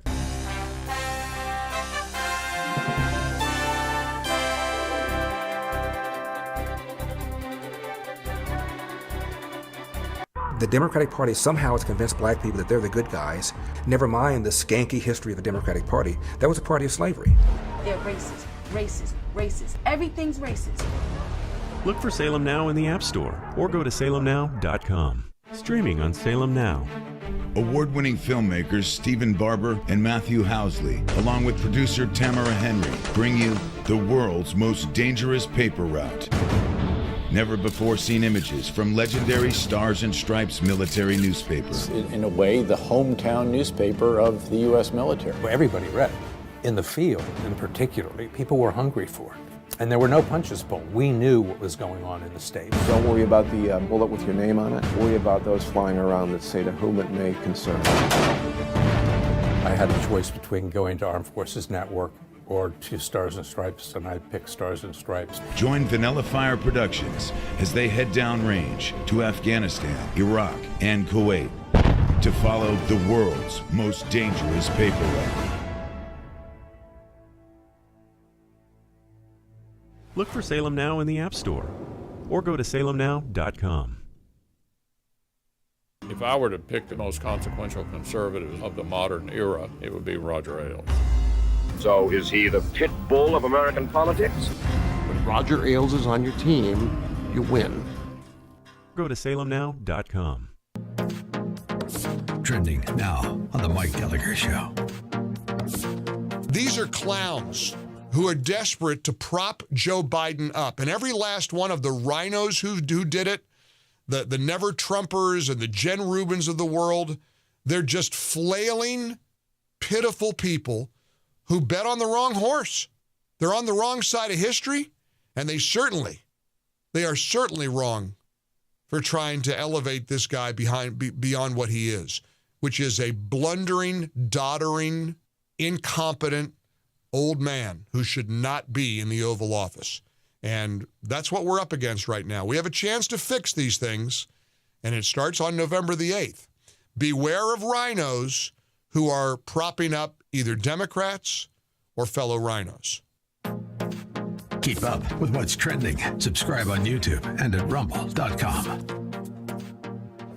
When you look at what SpaceX has done with their reusable rockets, we are seeing science fiction of the 1950s coming to life. Rockets land as they always were meant to do. It's really trying to land on a postage stamp. Elon Musk is a visionary, someone who comes along perhaps once a century. It's one thing to run a company that's worth $1 billion. Elon Musk has 4. Look for Salem Now in the App Store or go to salemnow.com. How 1 million children were placed with local foster families. Parents from all walks of life share their stories of overcoming the one-child policy by taking in orphans. Go to salemnow.com. Trending now on the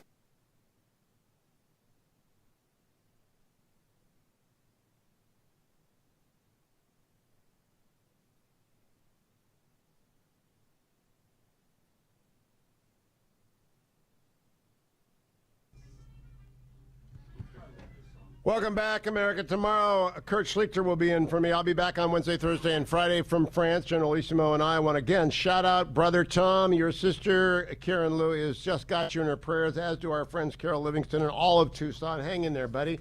I'm joined by Ed Morrissey in Texas and by, of course, Hotline Josh Kraushaar, our political reporter extraordinaire.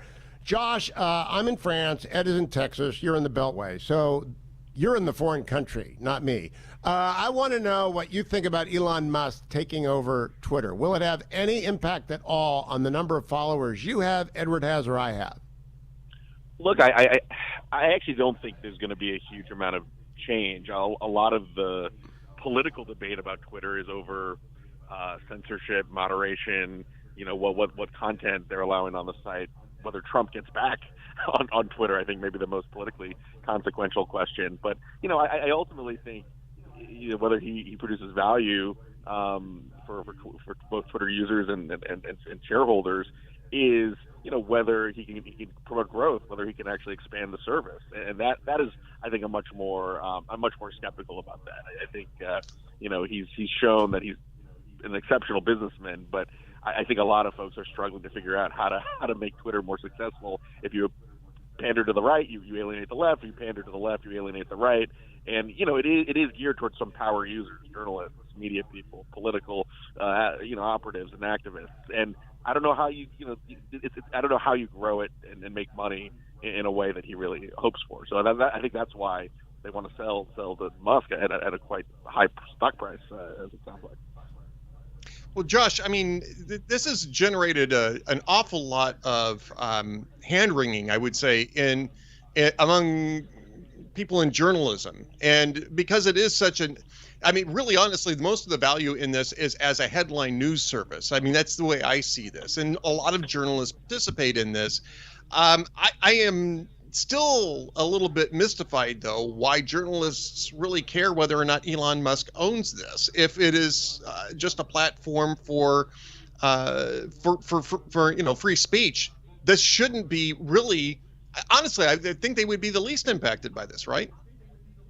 Yeah, I mean, look, as one of those power users, like I have some issues with the types of content they've chosen to moderate or regulate. I think they've made some poor decisions, but I think the big picture is it's going to be a more usable service. It's going to be a more constructive service. So you're going to have interesting conversations, more healthier conversations online. I think that's ultimately going to be what determines the success of Twitter or not.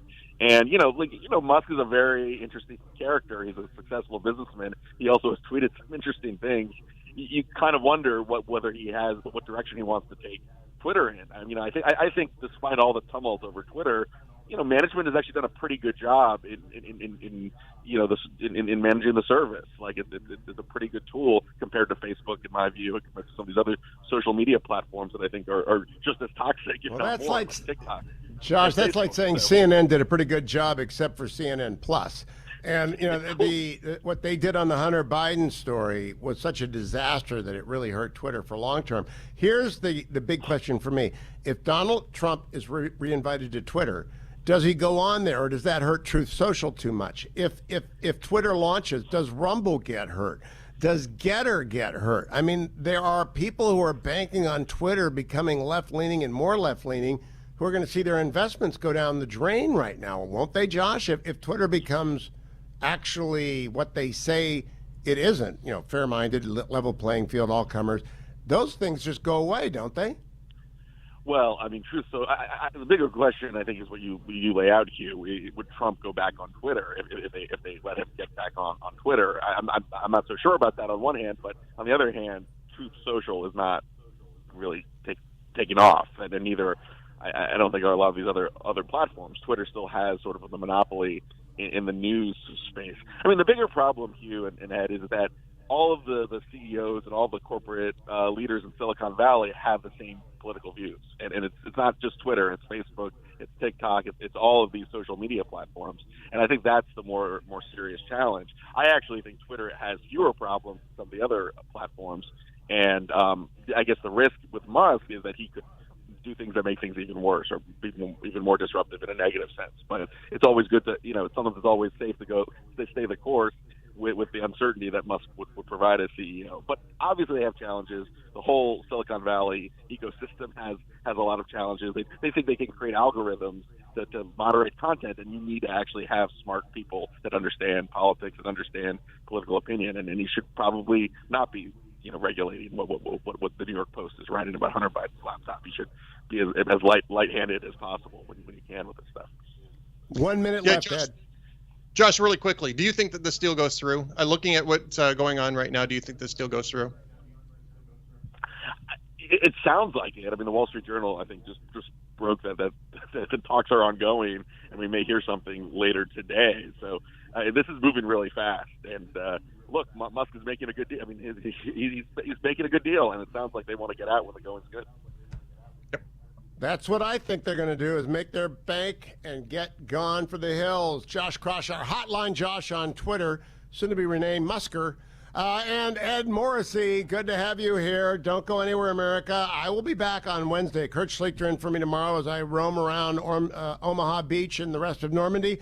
I hope you all join us. We'll report back. Radio blogger at my side, Ed Morrissey in Texas. Thank you, Adam. Thank you, Harley. Thanks all of you for listening. We'll talk to you on Wednesday, and tomorrow, Kurt Schlichter will